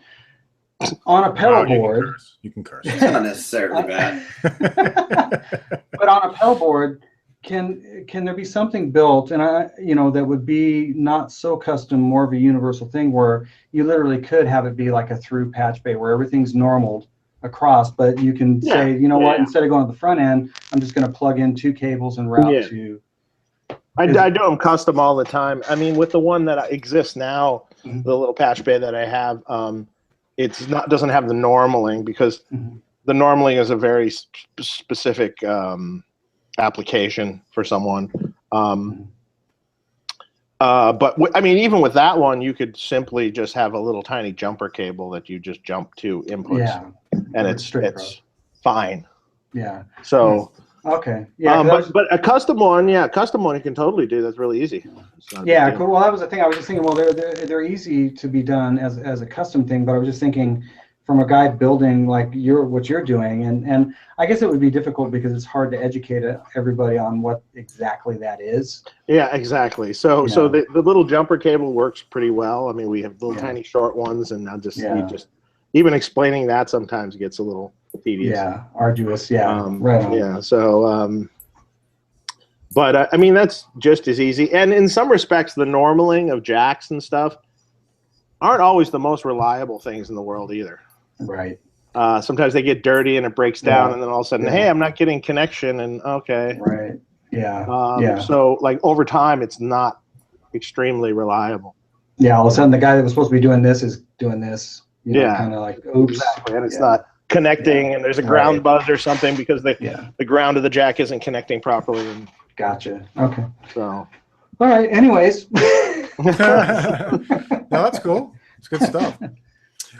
We've got a great comment from John Constantine. By the way, we got 66 people watching right now, which is and that's a respectable number of people watching. And I want to thank everybody who's watching. You guys rock. John Constantine said, Shawn Tubbs, so excited to see you here, sir. Huge fan of your playing. Right on, John. And then Adam EVH said, Shawn is a badass player. Can't wait to hear him play for us. LOL. Not tonight, because you would not want to hear him playing through this system, because it just won't sound good. Not that Shawn won't sound good, just the overall system will sound horrible. Let's see. I'm going down. We got my wife in there. Hey, April, how's it going? Scott MacArthur, Leanne says hi. Timothy Pierce says hi to everybody. And I just want to find some questions so you don't. We have. My wife says those Friedman amps rock. She would know because you keep turning them up too loud. Yes, exactly. Okay, Shawn, what's your go-to amp? I think we kind of touched on that a little bit about your 3 amps that you use. Yeah, I mean, at the end of the day, like I said, I've had my divided by 13 for 15 years. So if I was going to say my go-to amp, that's it. But once again, that's the Desert Island amp. Yeah, but there's parameters that I, as a professional player, that I kind of live in, and and that's kind of how I kind of look at amplifiers. But yeah, if I had a Desert Island, it's like, well, the obvious one would be the one I've had for 15 years. Yeah, the That's FTR 37. Yeah, for sure. Very cool. We had a comment here. TWF 7847 says the dude pedal is badass. Mm-hmm. Well, thank you. It ties the room together.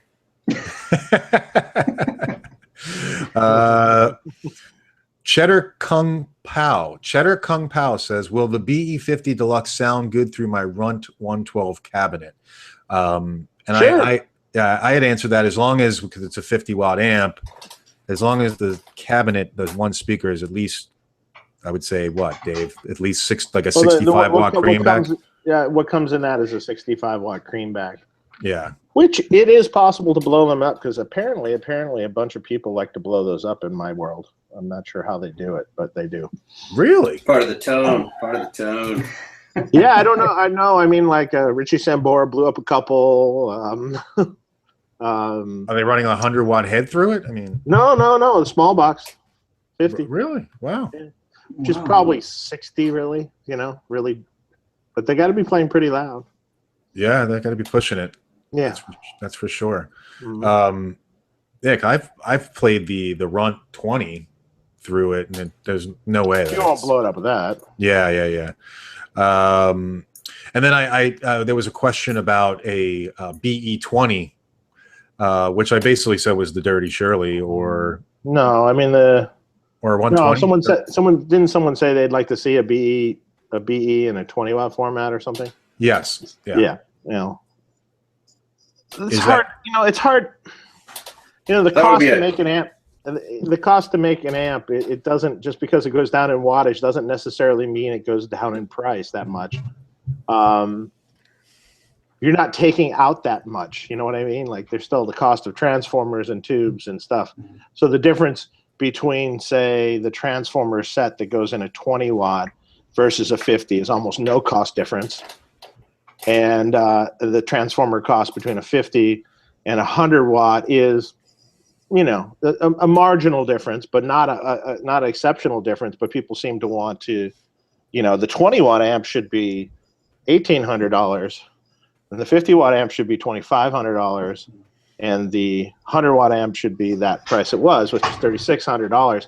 Well, in reality, it's like, well, the 50-watt is only $50 less to make than the 100-watt. So I can't, I don't think I can offer the right value for a 20-watt amp unless it's made somewhere else, which I don't really want to do. Okay. Then I was wrong then. The Dirty Shirley is kind of like a BE 20. No, yeah, Dirty Shirley is not anything like a BE at all. All right, well, then don't have me do your marketing for you. No, we won't. You're off I checked you off the list. All right, take that resume out of there. We have a question here from Chad Spidel. Dave, what do you think about greenbacks with Dirty Shirley Mini? Okay, sure. That sounds great. Cool. It's a great speaker. Right. I mean, I don't see. There's no reason why it wouldn't sound great. Yeah. Let's see. And if it's a 20-watt greenback, that'll still be all right in the Mini? Yeah, it'll be fine. Greenbacks. The funny thing about greenbacks is they're really hard to blow up, I find. Especially the newer ones. They take a lot of abuse, and they don't blow. Somehow the 65-watters have blown. I'm not sure what the deal is with that, but. Interesting. Is it just the 1x12s? In a variety of formats. So. Yeah, interesting. We have Peter Karras says, Dave, I picked up the Phil X amp a few weeks ago, and I must say it's a beast. I love it even more than the BE100. Cool. Great. Timothy Pierce. Mark and David, I forgot the Buxom Boost release date. I am getting one. October 1st. It'll be in the stores October 1st, meaning we're already manufacturing and starting to ship. So it'll actually be in stores, because a lot of the big retail stores, it takes it takes like 3 weeks from the time you ship it to it actually sees a store, or 4 weeks even. So we're attempting to have a release date of October 1st, meaning we'll see if the stores follow that. Someone always violates it and goes early. Someone always does. somewhere. And what do you do with that? We hear about it and we're like, there's not much you can do. I mean, it's. Yeah, we don't even bother to advertise until the product has been in the stores and selling for at least 30 days. Yeah. Yeah, it takes so long to get out there, and why advertise if people can't go buy it somewhere? Yeah. No, I agree. Yeah. Yep. All right, we got a good question from Timothy Pierce. Also, he wants to know, and this is not Tim Pierce, by the way, just so you guys know, different Timothy Pierce. Chris, can you tell us more about your pedals? So, Chris, do you want to just give us kind of a walkthrough of the line of Rockett audio pedals? Holy cow! Yeah, where do I start? Go to www. Yeah, I know. There you go. That's where you start. If you go to Shawn Tubbs' YouTube channel, you're going to learn more than I could probably tell you about. I don't know. We're pretty simple, though, because we're mostly overdrives. Dave, as you probably know, overdrives just outsell everything 50 to 1. Oh, absolutely. I definitely know with the one we just did. Yeah, and it's like, we try to appeal to the player, and have a pedal for every situation for the most part, from the blue note all the way up to the dude pedal. There's obviously marketing and spin and twist, but at the end of the day, I was having a conversation with somebody today about that. Like, what? We make pedals that sound good to us, and then we just have to hope that it translates. Because I think if you start trying to chase what you think everybody else thinks sounds good, you're just spinning your wheels. And so we just try to make a little bit of a different flavor for every style of playing, and most of the stuff that we've had experience in, because I'd hate to come out with a jazz pedal, and then somebody hears me play jazz, they'd be like, well, you might want to get into the amp business. No, but that's pretty much sums up our approach with pedals. I mean, I could go into detail on all of them, but at the end of the day, what somebody might love that we make, the next guy might hate. So it's just a hit or miss thing. So we build what we like. Yeah, no, I mean, you guys have a pretty diverse number of pedals also, with different lines. You also have some signature pedals. The late Alan Holdsworth, right? You got an Alan Holdsworth pedal, and absolutely. There's also a Tim Pierce pedal, right? Yeah. Well, early on,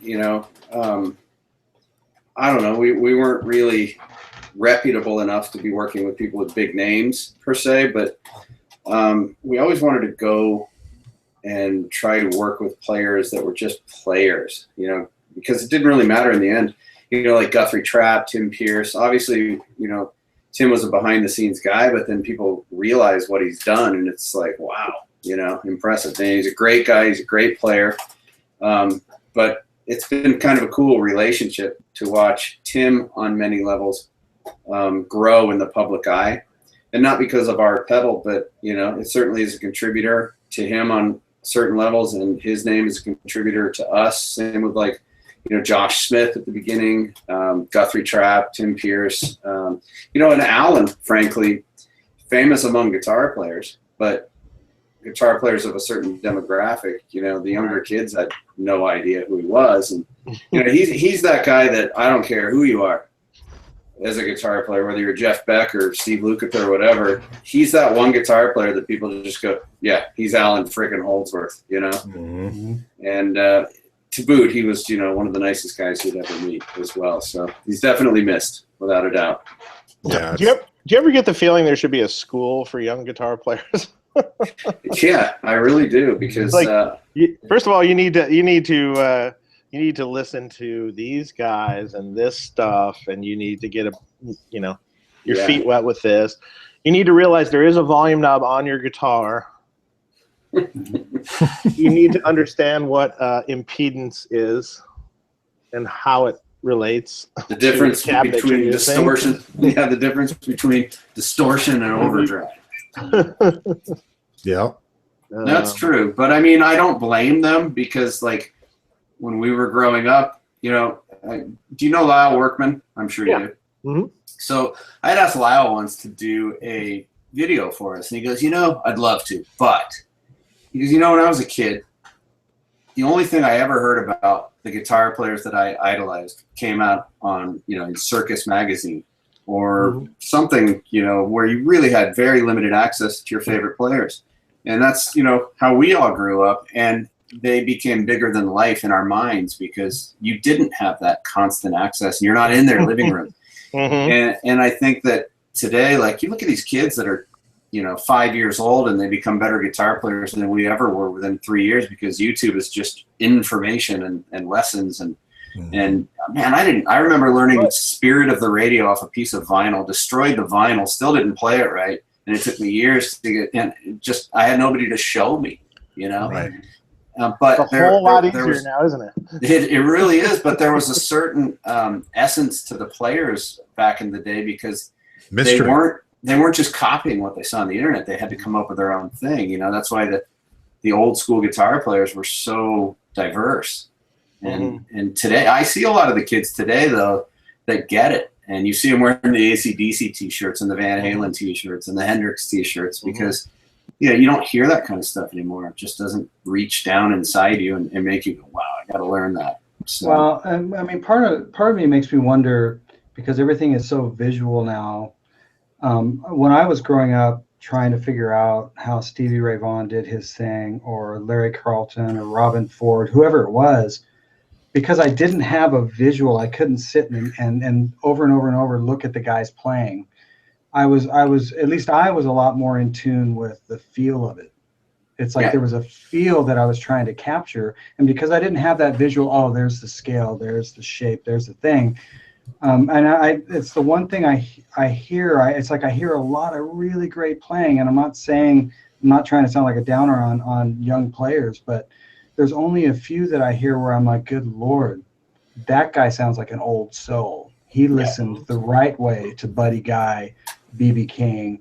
It's like there's a certain thing that I think that's been as glorious as it is that these kids can learn so quick by watching YouTube. The downside is I feel like they kind of miss the feel, that emotion, that pocket. It's like you don't visually see that, you hear it and you conceptualize it and you make it your thing. That's why Jeff Beck is heartbreaking to me. It's like he's the titan of guitar players, like feel wise.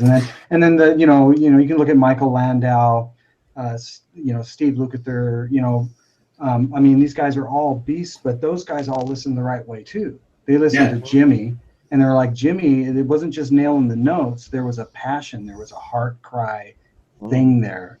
And you can't really teach that. Like I've been doing Skype lessons, and I've had some insanely good players where they just, oh my God, but I have to stop them and just go, but let's talk about feel a little bit and pocket and tone and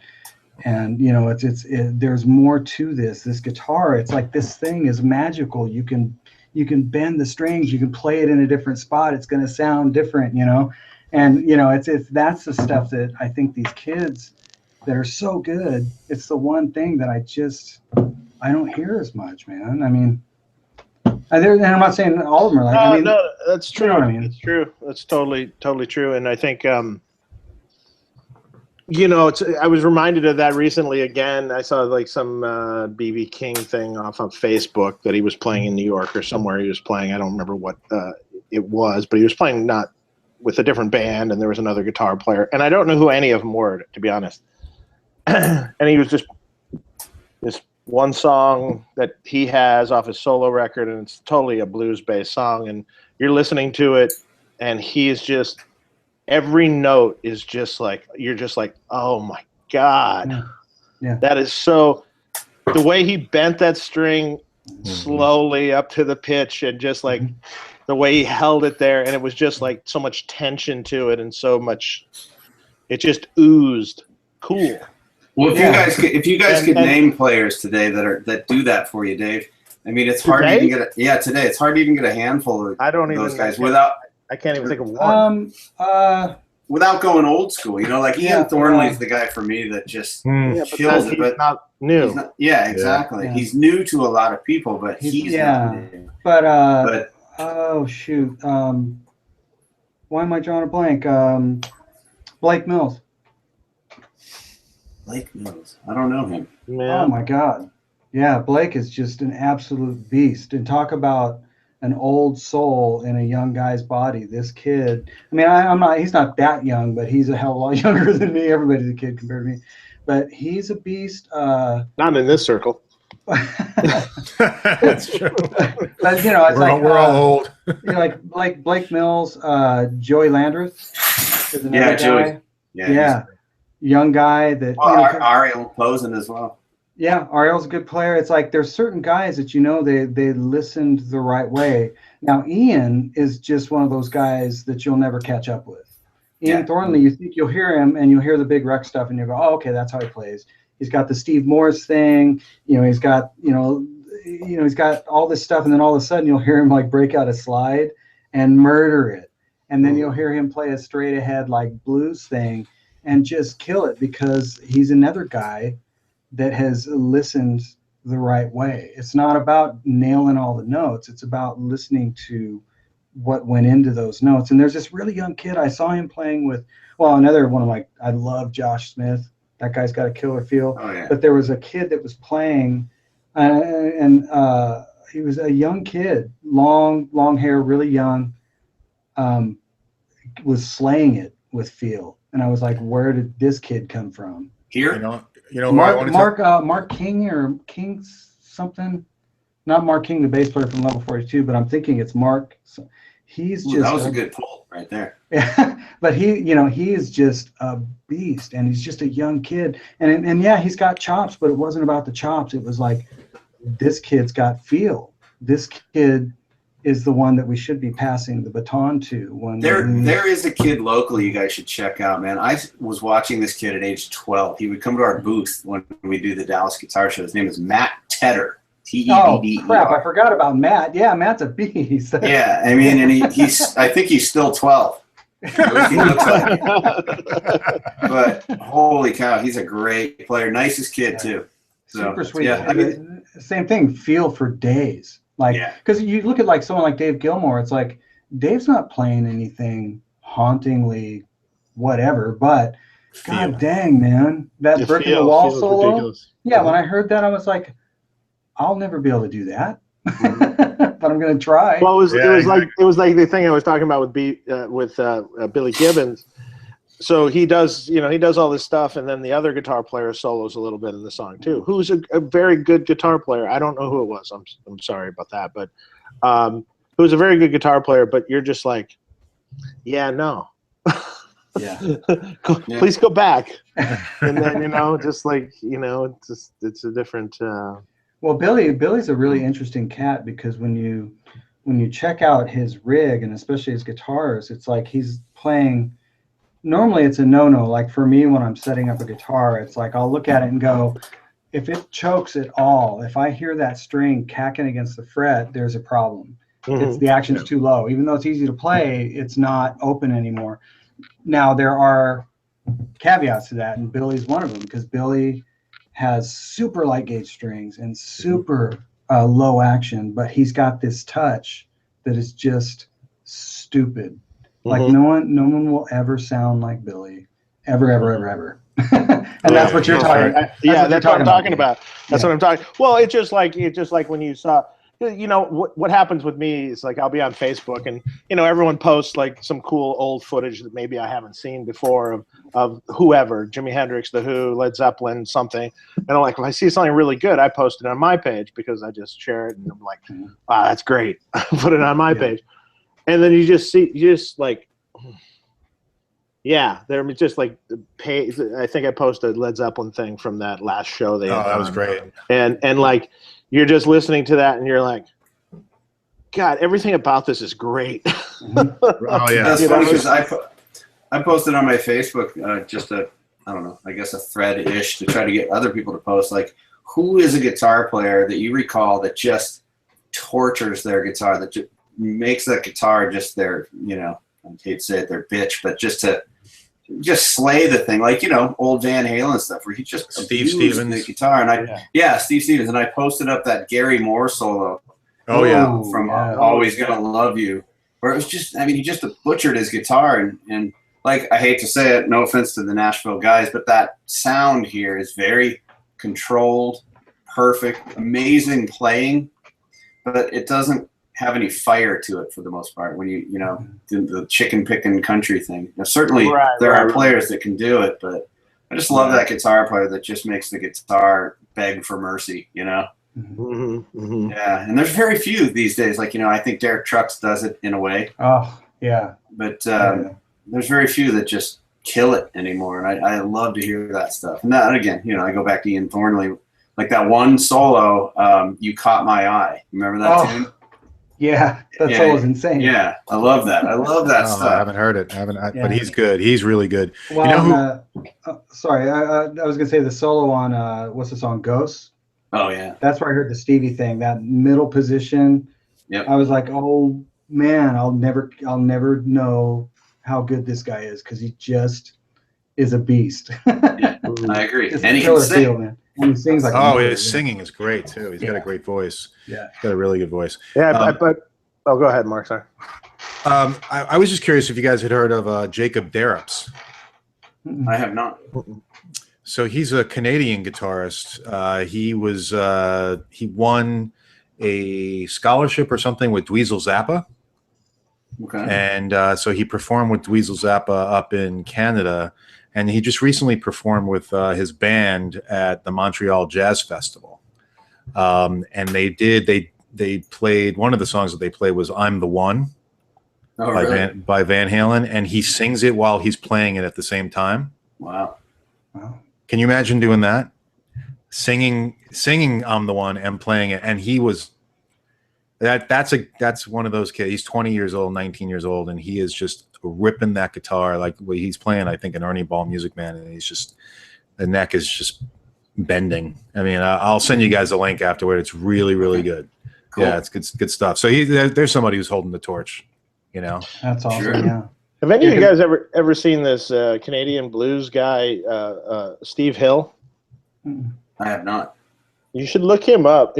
He's a one-man band. I know that sounds strange, but this guy is actually like physically playing this cool like juniors and stuff, and doing bass lines and all these gritty amps, like these old deluxes and different things, and doing this. Just he's singing, he's literally playing drums and playing guitar and singing and bass lines and everything all by himself. And he's actually recorded albums where he actually tracked it all that way too. Wow. And it's incredible sounding. It's like really gritty, cool blues rock sort of thing. What's his name? Steve Hill. Yeah, I'm always impressed with the guy that can just sing and play at the same time. Look up some of the videos. Too. You're just watching and you're going, wow, what? Yeah. That's amazing. Yeah. It was really cool. That's Yeah, something I stumbled upon, and I was like, wow, this is cool. Cool music. Cool. I mean, good. Was that a YouTube rabbit hole evening? No, it was just something I think I stumbled upon. You know, that was a Facebook stumble, I think, you know, at some point in time. You know, that's cool. How things happen. Yeah. Oh, yeah. I never sit on YouTube and look.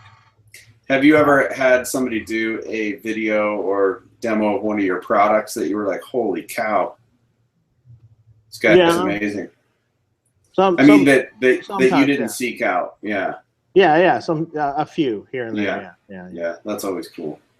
But and then I've also seen the opposite. Yeah, many times. I was waiting for that. That's where I thought you were going at first. Yeah. That's kind of the opposite, where the guitar's out of tune and everything, and you're just like, wow, I wish my name wasn't on this. Yeah, that's where there needs to be an app available to the manufacturer called Explode, so you can just destroy those videos, but you can't. Right. Or the amp actually just explodes. Yeah, no, I've heard plenty of those. Like it won't work for you anymore.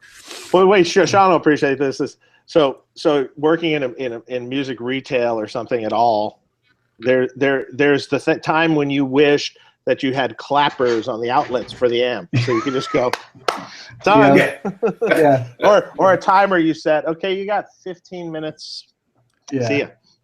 Well, man, it's like we finally had it set up. So eventually, because I was fine, man. It's like our big thing, at least my thing was, it's like, yeah, back in the day, you know, I guess I have to give you a little bit of history. Like back, like when I was a kid, the amp to have was Mesa Boogie.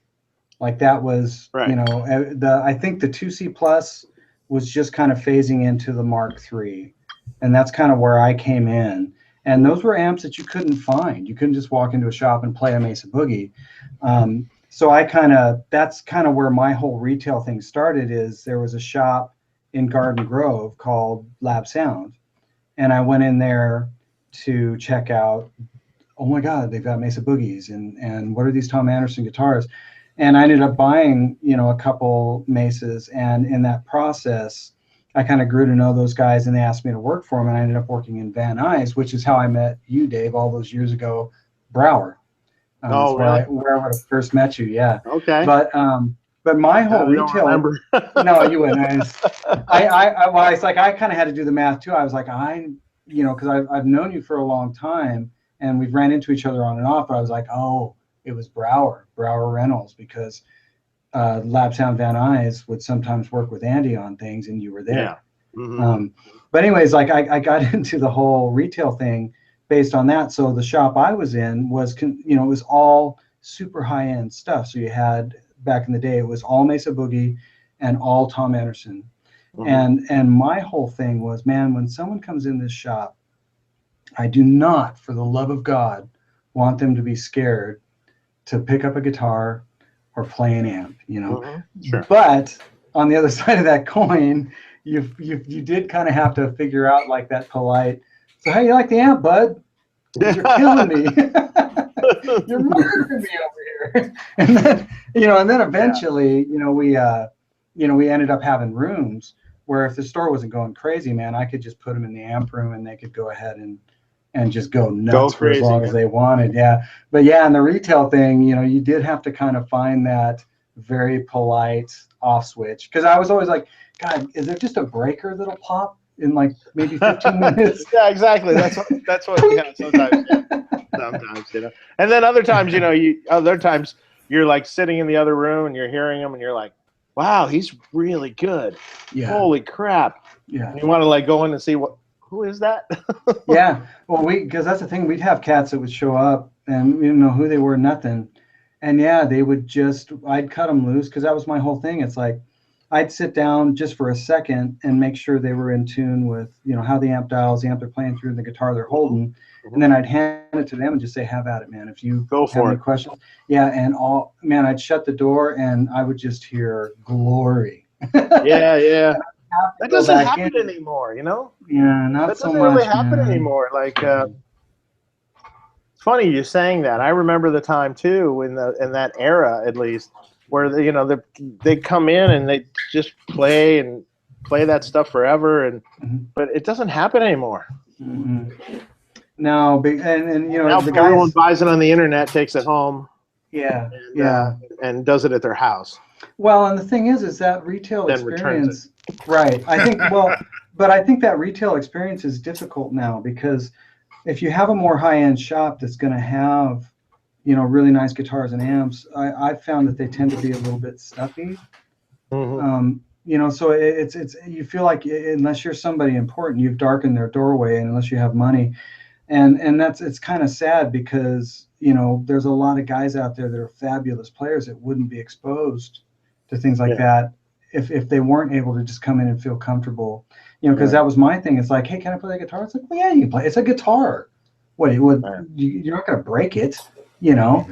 But these days it seems like, you know, it's a little bit. And I understand, because the other side of the retail thing is you do get these clowns that come in and tear the stuff up.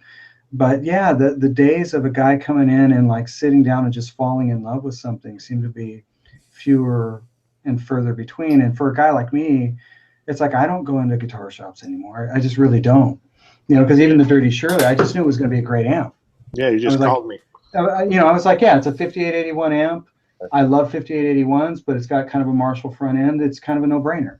It's like, Dave's talented. It's going to be a great amp. So even I'm guilty of not going in and just literally sitting down and playing through amps. But I don't feel comfortable, honestly, walking into I don't feel like I'm totally welcome to come in and do that.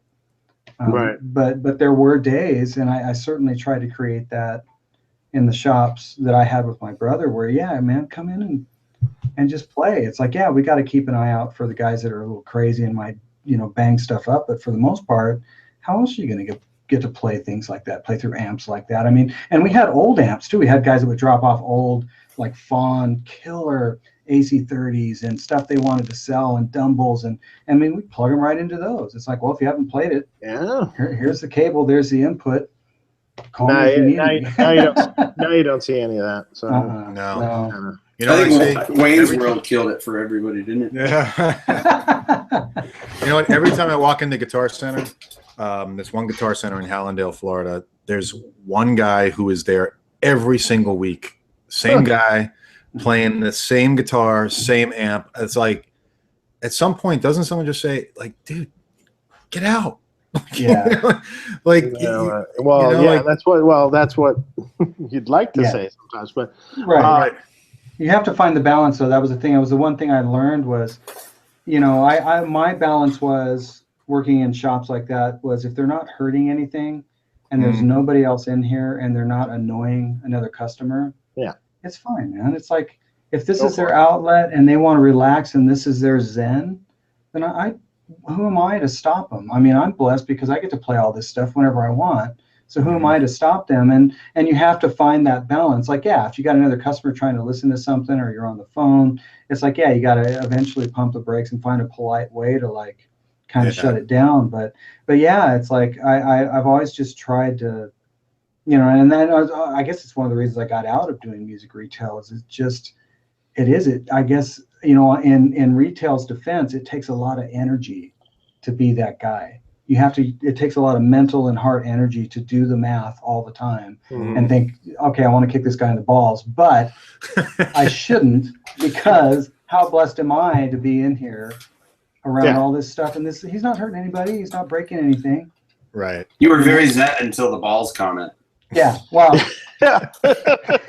Well, it's also like, and the number of years doing it will add up too. Yeah, and to the point where you might kick them in the balls. Yeah, right. Or shut my own balls in the door. I snapped. Yeah, kick myself in the balls. Yeah. But I don't think that that retail thing exists like that anymore. I think now you're on the internet on your computer in the middle of the night drinking your bourbon. True. And you go, I want that. Click. Yeah. It's true. true. You wake up in the morning and go, what did I buy? Tom Bukovac opened his shop here. It was called Second Gear. And it was kind of becoming that place where just the players would go hang out, and then it went out of business. It was kind of a bummer. Yeah, I would walk into that joint, and Tom is such a sweetheart. I'd walk in there and I'm just kind of wanting to hang out. And he would just insist that I play this gazillion-dollar vintage Gibson. He's like, no, you have to play this. I'm like, no, I'm not even touching that. He's like, no, you were playing it. And that's the thing. It's like, I don't remember those days. And yeah, that shop was that shop. Totally. Yeah, and it was cool because you'd go down there and, anybody that was in the music business in Nashville would walk in the door, and it was just, it turned into a hang. And it was a great place to meet people, and he had cool gear there as well. But if he's not selling anything, he's not going to be able to pay his rent. That is true. Yeah. It's like, I don't know if how that went down, but that shop was genius. That was the thing. You could walk in, it was totally relaxed. You've got vintage amps, you've got run-of-the-mill guitars, but you've also got insane, like, what is that $50,000 whatever? Oh, you want to play? Here you go. It's like, what? Yeah. And also he didn't hesitate to, like, educate you and just hang out. And you want to discuss. You don't know about Fender Tweeds? Well, let's talk about the different Fender Tweed circuits. He was super sweet, man. And those days those are gone. Yeah, that's true. Well, Dave, how is it over at Tone Merchant? We pretty much are mostly a custom shop now. So it's not. No one walks in for retail anymore. Really? No, not at all. It used to be that way, though, right? Yeah, but slowly over the years it just dies off. And most people, if they do buy something, they call on the phone, and Shawn and I, it gets sent to them. It's like, it's it's a different time. Yeah. Yeah, Shawn and I were talking about that. There's a few guitar stores, I won't name them, that are like by appointment only. Well, yeah, It's because like, at some point in time, you don't want to be like, you can't be here all the time, or you can't have the door open all the time, because not enough people are coming in to really warrant it be open all the time. How about, I don't want to say the shop, but the one that basically said, "Do not bring your kid in here." What's the sign, Shawn? Yeah, well, I remember because I saw the sign and I was like, okay, these people hate kids. But it was something about, we're not here to look after your kids. You need to look after your kids, kind of thing. Oh, that's the old school. When I was a kid, I used to go with my friend to the guitar store and hang out at the guitar store. Yeah. You know, and then play amps and hang out and play guitars and stuff. And you're a 12-year-old kid or something, and you know, that's what I did. I'm sure they felt that way too. It was like, yeah, you guys need to go. But we would buy things every so often. So. Well, that's the thing, you know. Eventually, you would go home and you'd be like, I want to buy a guitar. Yeah. Go home, talk to mom, and talk her in. I swear, this is the last one. Yeah. Well, but it's so funny, man, because you know, when I started working at Lab Sound and Van Nuys, and I'm still an idiot, but I was really an idiot then, because, you know, I was fine with anybody, man. It's like, you know, whoever you are, I don't care. You can play whatever you want. But I do remember, like, the first guy, it was early on. He came in, really nice guy, super sweet, really good player. I was like, good Lord, can this guy play? And I'm running him through all, you know, back then it was like the TC2290 and PCM 70s. And if you're real crazy, we'll put a 4EL in there. You know, DBX 160X, all that stuff. And you probably remember Tim Caswell, Dave. Yeah. Mm-hmm. Yeah, that switcher. With the switchers that you. Yeah. You know, Buzzy would come in, but this guy, he goes through all this stuff, and I show it to him. I'm like, God, he's really great. And I kind of poke my head back in. So what do you think, man? He's like, he just kind of pointed to, like, went down the list, pointed at everything. He's like, yeah, I need pretty much all of that. And I was like, okay, cool. And are you gonna wire it? He's like, no, well, I'll need you guys to wire it. And I'm like, okay, cool. And he's like, I'll need 2 of those. And I was like, who is this guy? And I was going to ask, you know, and then he finally asked me, he's like, do you know who I am? And I was like, no, I'm sorry, man, but you sound great. You're a super nice guy. He's like, well, I used to be Christopher Cross. I know, Chris. And I was like, oh no, did I screw this up? But he was so sweet and so humble. But that's the thing, it brings it back around to, like, you never know, like, because there would be guys that would come in that, you know, I had guys that were so sweet, especially in our shop in Fountain Valley. They would come in a bunch of times, not buy anything. And one guy in particular, his name was Bruce, and he's just a sweetheart and a really good player. He did the same thing. He bought like a $15,000 system. Mm-hmm. It's just, he was just taking his time to, like, figure out what he wanted. And that's the thing. It's like, you know, it's like everybody deserves the right to come in and hang out and, you know. I want to get to that point in my life where I can say that to somebody. Do you know who I am? Yeah, do you know who I used to be? Well, that was my favorite. He's like, do you know who I used to be? I was like, that's an interesting way to say it. It was his way of just completely busting my balls. Like, you don't know that I'm Christopher Cross. I'm gonna go to Jersey Mike's tomorrow and order a sandwich, and then when they ask for the tip, do you know who I am? Do you have any idea who I am? Do you know who I used to be? Yeah. That's funny. That is really funny. By the way, guys, I know we've been on now for over 2 hours. I want to be respectful of your time, both, you know, Chris and Shawn. Are you guys good to hang for a little while longer? Yeah. I'm good, man. Oh, yeah, it's the most we can do. Okay. All right. They're drinking. They're good. It's the most. Say the most we can do. It's right on the edge of the most we can do. I have to give credit to Chris Richards on that one. That's a good one. Hey, we got a couple questions here. I bet we do. We're probably ignoring the chat. So. No, it's all good. You know, people are being patient, so it's good. Justin Espinoza says, I'm having a difficult time deciding between a mini Dirty Shirley and a Runt for a home jam room. Suggestions, head and cab. Both. Well, what kind of sound are you going for? They're very different amps. I can't, like, if you're going for a more vintagey sort of fatter sort of classic sound, then go with the Dirty Shirley Mini. If you're going for a more like kind of hard rock sort of Van Halen-esque, shall we say, kind of rock tone, then go with the other one. With the Run. Yeah. Yeah. And then Brent Piercy says, Dave, when is your Celestion Friedman speakers coming? Good question. Those are actually, we're just working out the final details and maybe around NAMM. So we have to create the artwork for the back of them and finalize the deal, basically, and then they have to manufacture them. So that'll probably take a while. Yeah. So it'll be out in a while. But they sound really good.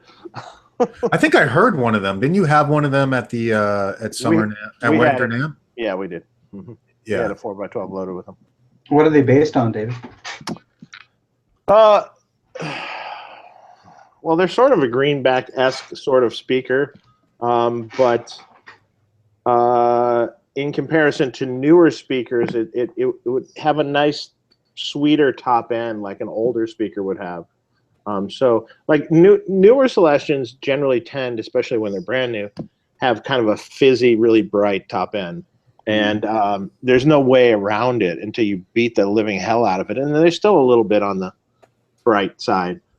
So this has got a nice rolled top end with kind of a little more solid of a tone than a greenback is. Little, I want to say fatter, maybe slightly, not quite as scooped, like just a really good overall, like kind of more vintage greenback sort of tone to it, but with a little more behind it. Right on. Yeah, that sounds great. Yeah, it's a good speaker. That's cool. Dave, what are your thoughts on the term boutique from Ray Tyler? What are my thoughts? You mean makeup? Like I don't. Yeah. Like a makeup boutique? I mean, I don't know really how to answer this. Like, what does he mean by that? Like, I think I kind of the word boutique. I mean, I think I'm interpreting it as kind of like, like people who classify certain manufacturers as a boutique manufacturer, like Wampler or even Friedman would be a boutique. Well, I think honestly, I think when you start out and you're a smaller company, you tend to be kind of in a very like kind of personally made kind of company. It's really more boutique, and then as you grow, it becomes a little less boutique. I mean, at what point is it not boutique anymore? What your sales have to be before you're not boutique anymore? Someone define it for me, please. I'm not exactly sure what that is. Because when you stop hand painting them. In this day and age, you stop hand painting them. In this day and age, I mean, the bigger companies, their sales are plummeting. Some smaller companies' sales are going up. A lot of smaller companies are failing. So, I don't know. I wouldn't consider Wampler a boutique company anymore. I wouldn't actually consider necessarily us a boutique company anymore. Or even Rockett, probably. I mean, right on the edge of it, maybe still boutique, but still kind of teetering on the edge. But I mean, and our sales numbers and stuff, we're more approaching like an Orange company or something, or not there yet, but. Yeah, there comes a point like in pedals where, if you're hand building these things and you're a one-man show, and I call them kitchen builds. I mean, if you had an order for 100 units, that is a daunting task, and it takes you months to build 100 of them. That's boutique for sure. But when you get to the point where you have to have contract manufacturing and you're ordering in large quantities, then it's kind of, even though it's built the same, I think the boutique status is a little bit over with, but well, I've always wondered about the boutique thing, because to me, whenever I heard boutique, I always thought of that as these are one-off pieces where you've got kind of a baseline thing, but you're literally building one-off pieces based on what the client wants. To me, that was what I always considered a boutique kind of thing. Custom shop. Yeah. So to speak. Yeah, because it is, because that's the thing. It's like how can you possibly be boutique when you've got 10,000 guys that want the product you just came up with? You can't. You can't be. And not from the aspect of, not from that, not within that parameter. To me, it's like boutique, in my mind, falls under that. No, we build literally one piece at a time, one amp at a time, for one client at a time. Almost, I guess it would be kind of the Dumble mentality, where it's it's literally, you call me a gazillion years later, you'll get your amp. Yeah, I think Matchless was, like, for me, that first true boutique amp. I know Dumbles were around and things like that. I just remember that being kind of the one that ushered in a lot of people doing that. Because, back in that time, that was when Klon came out and Full Tone came out. And Zvex. Zvex was doing the hand-painted thing. But, man, so many people jumped on. I think I read a statistic. There's something like over 3,500 different pedal manufacturers now.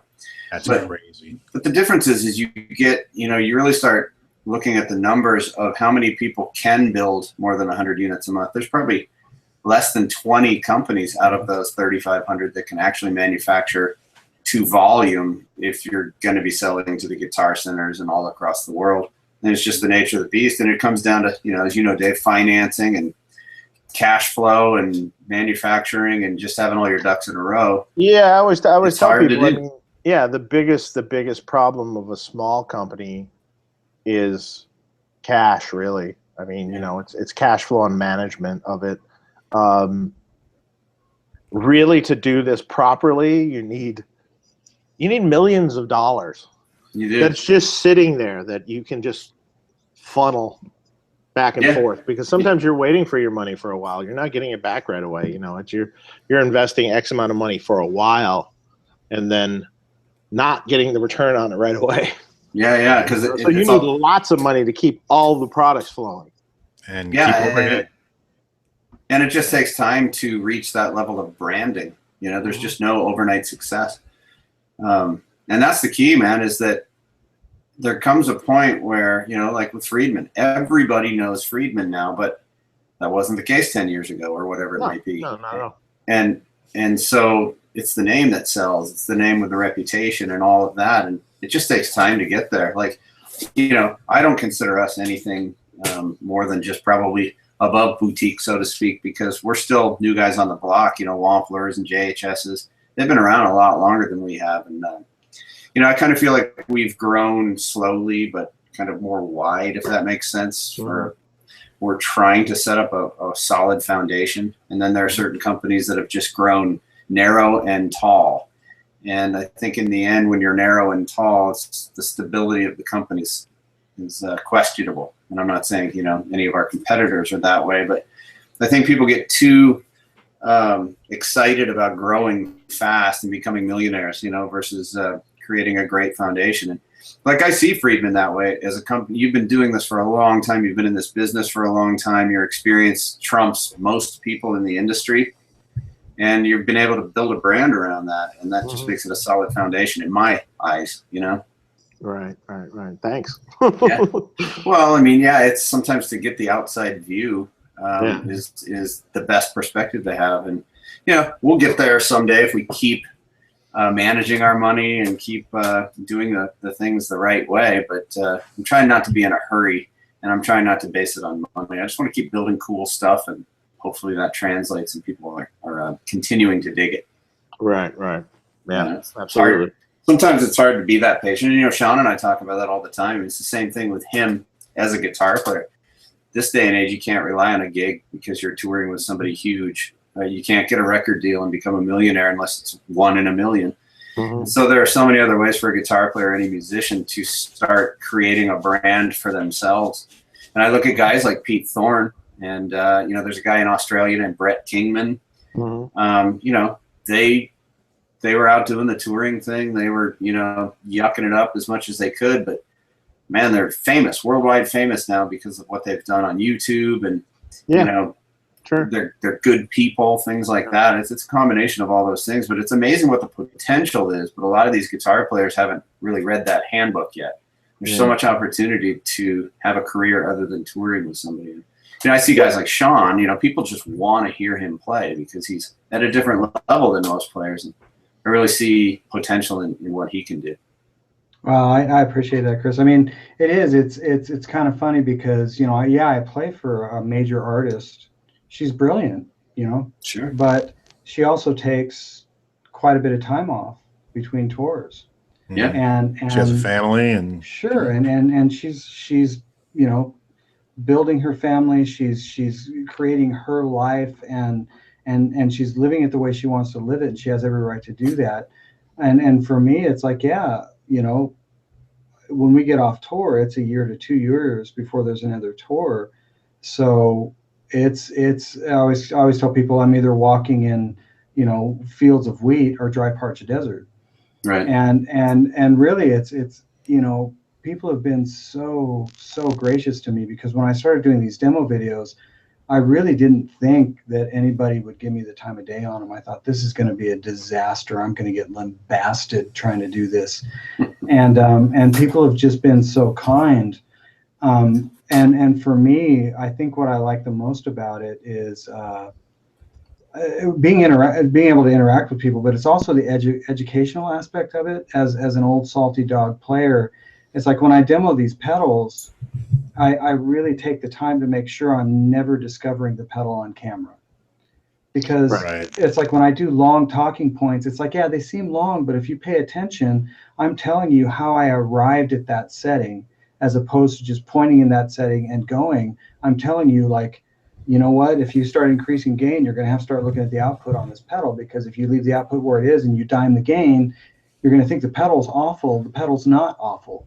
Turn down the volume, because you just up the dBs and you're murdering your amp. Just simple things like that. It's like, you know, the responses I've had back with, you know, were a blessing to me, where I was like, wow, I just like literally woke some kid up or some guy up that was so struggling with his sound over just explaining one simple thing.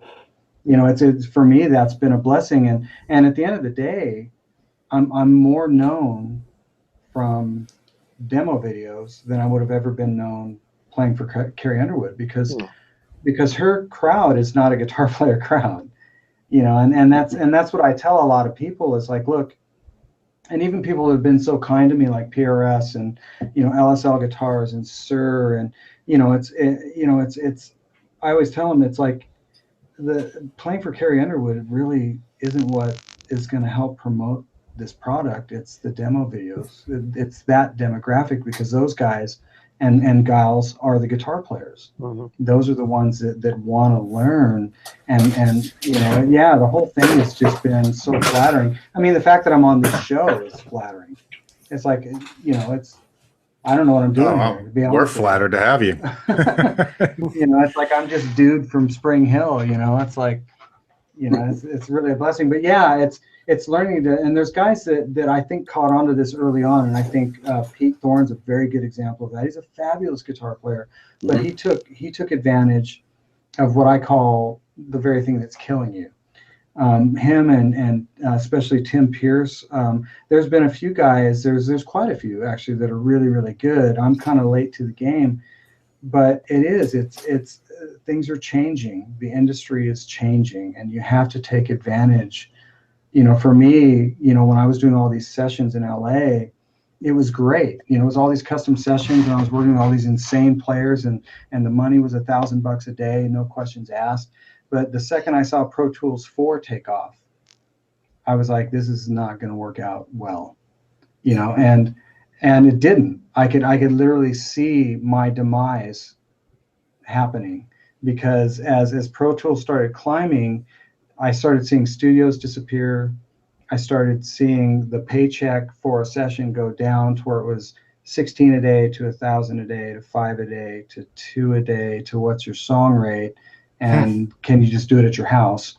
It's like I saw all that writing on the wall, you know, and at the end of the day, it's like, well, yeah, But what's in front of me right now are things I can take advantage of. I can be educational. I can take the experience that I have and put it out there, and see if I can help people learn about tone, and not just playing crazy lines, but like just everything that's involved within the parameters of developing tone, feel, what amps to use, what pedals to use, but also finding your own tone, being okay with your own sound, being okay with the 4 fingers you have, as opposed, it's like I always tell people, spend more time trying to be the guitar player everybody wants to sound like, and less time trying to sound like all the other guitar players, and you're going to be onto something. It's not as fun, but that's how you want to live your life as a guitar player if you can, But yeah, I don't know, I'm rambling, but that's the thing. It's like, yeah, this YouTube thing, there's guys out there that are really great at it, and yeah, it's a platform, that I think a lot of guitar players have ignored. Yeah, and as a manufacturer too, essentially, if you have to sit there and make your own videos and find the players, manage the players, make sure it's mixed right, make sure it's edited right, and all this, frankly, it's a lot easier for a manufacturer to know, like, we're going to give you the pedals, and here's the pedals. See ya. Yeah. Right. Yeah. And we trust that you're going to do a great job. We're going to get a great product. Like, I do that with Pete. It's like, okay, let me know when you're done. Have you done them yet? Yeah. And you're gonna get a great product out of it, and it's well worth whatever money it is that we spend on it to do that, and it's so well worth it, because if you did it yourself, it'll be much more time, much more effort, cost you more money in the end. You know who also does? Henning Pauly also does some great reviews. Oh yeah. Yep. Yeah, and the videos last forever. You go pay all that money for a magazine ad, and it's gone after 30 days. Where you pay a guitar player like Shawn to do a video like he does. Yeah. That's less money. And it's way less money to pay him to do the video that's there forever than it is to pay that magazine fee that no one reads anymore. Yeah, and right. Quite frankly, all you're seeing is text. You can't hear what the pedal or what the amp sounds like. Yeah. Right. It's really outdated, unfortunately. Yeah, and the hardest thing is to convey to, especially people that are watching the video, is these videos are a lot of work, man. It's for me, 3 days? More than that. Usually, from the time on average, it's 3 to 5 days on average from the time I get the pedal, get to know the pedal, and then write a song for that pedal, and then go through all the performance video and all the content and all the editing, and then talking points, content and editing, and then actual demo content and editing. It's usually from start to finish about a 5-day process. Yeah. You should make a video on how you're making these videos. That would be a 20-day process. Some people have done that. Yeah, no kidding. Yeah, I mean, Pete was saying similar to that. Some videos are more in depth and some are not. I think he's got it down where he can spit one out in a 3-day window. But sometimes that is out of the box a little bit, depending on how much you have to show on the product. Right. Yeah. It's 3 to 5 days. But also after you do it for a while, you start being able to not template it, but you're able to do it quicker because you know exactly, I'm doing this, and I know this works, and I know this amp will work, and I know this will be good. Right. Yeah. You get into kind of a almost like a workflow thing, but I do pay attention to what subscribers comment on, and the major comment, and it's arguable, but I understand what they're saying is, they get really bent out of shape if they hear that amp even sort of break up before they hear the pedal. They're like, well, the amp's already breaking up. Of course, my answer, being almost 50-year-old fart, would be, well, these pedals are going to sound so much better into a semi-broken amp than they are going to be a dead clean amp. But most guys, that's not how they play. So for me, that causes me to narrow it down really quick to like the Bella, because I can make the Bella dead clean. And I've done it. I almost said it because I used this in it was one of the videos, but I almost said I'm using the Friedman Dirty Shirley, and I almost said I've got the poor thing dialed. And I kind of stopped myself. I was like, no, I'm not gonna say that. I've got it dialed really clean, you know. But that's the thing. It's like I listen, and I want to make sure, like, okay, that's a set format. Then I'm gonna make sure that. Now I will say in the videos, look, if you love the way this sounds like this, do a little bit of gain on, do a little bit of breakup on the amp, so it's just slightly breaking up, and it's going to be murderously good. Feel free to show both if you want, you know. Yeah, well, honestly, the Dirty Shirley is singing like a bird, and you'll hear it through. I mean, it's dead clean, and it sounds killer. So, but that's the thing. Those are the parameters when people do comment. It's like I do listen. It's like, okay, I get it. You know, it's like if you really want to start from like a dead clean format, then that's what I'll do. You know, it makes sense to do that. But, you know, at the end of the day, I think even Pete did do a video kind of talking about the difference between like a tube screamer and it was fabulous, and it was very educational. So it's like a tube screamer into a clean amp is just not. Yeah, it's not okay. Yeah, it's okay. But if you wanted to sing, turn the amp up. Yeah, you have to get the amp crunching and then hit it with the tube screamer. Right, that's what it's designed to do, and that's how it should be shown. Exactly. And I used to do that, but I got lambasted. I mean, guys were just whatever. Comments where I literally had to just like delete them because they were so angry. It's like, you turned on the pedal, I didn't hear any difference at all. And I'm like, really? No difference? None? Yeah, but dude, it's funny. Are you listening through your phone? Wait a minute. Yeah. Now the boost pedal though, you're gonna have to show into a dirty amp. See, that's out of the because that one that's out of the question. That's gonna have to be into a dirty amp, you know. Otherwise, you're just gonna get it's cleaner, louder. Right. It's a really loud clean sound. It's funny, the comments that you read though on your channel. It's mostly, yeah, great pedal, whatever. But man, you're playing. I mean, most people just keep going back to watch the playing, and I think we as manufacturers understand that, you know. But at the end of the day, it's there forever, and eventually they go back and actually pay attention to the product, you know. I always find what's funny is it's like if you are demoing an amp and you show it with delay on it, right? Mm-hmm. Then people go, yeah, man, I wish you'd just play it dry. Okay, then we play it dry. Right. I wish you would have put a little delay on it. Yeah.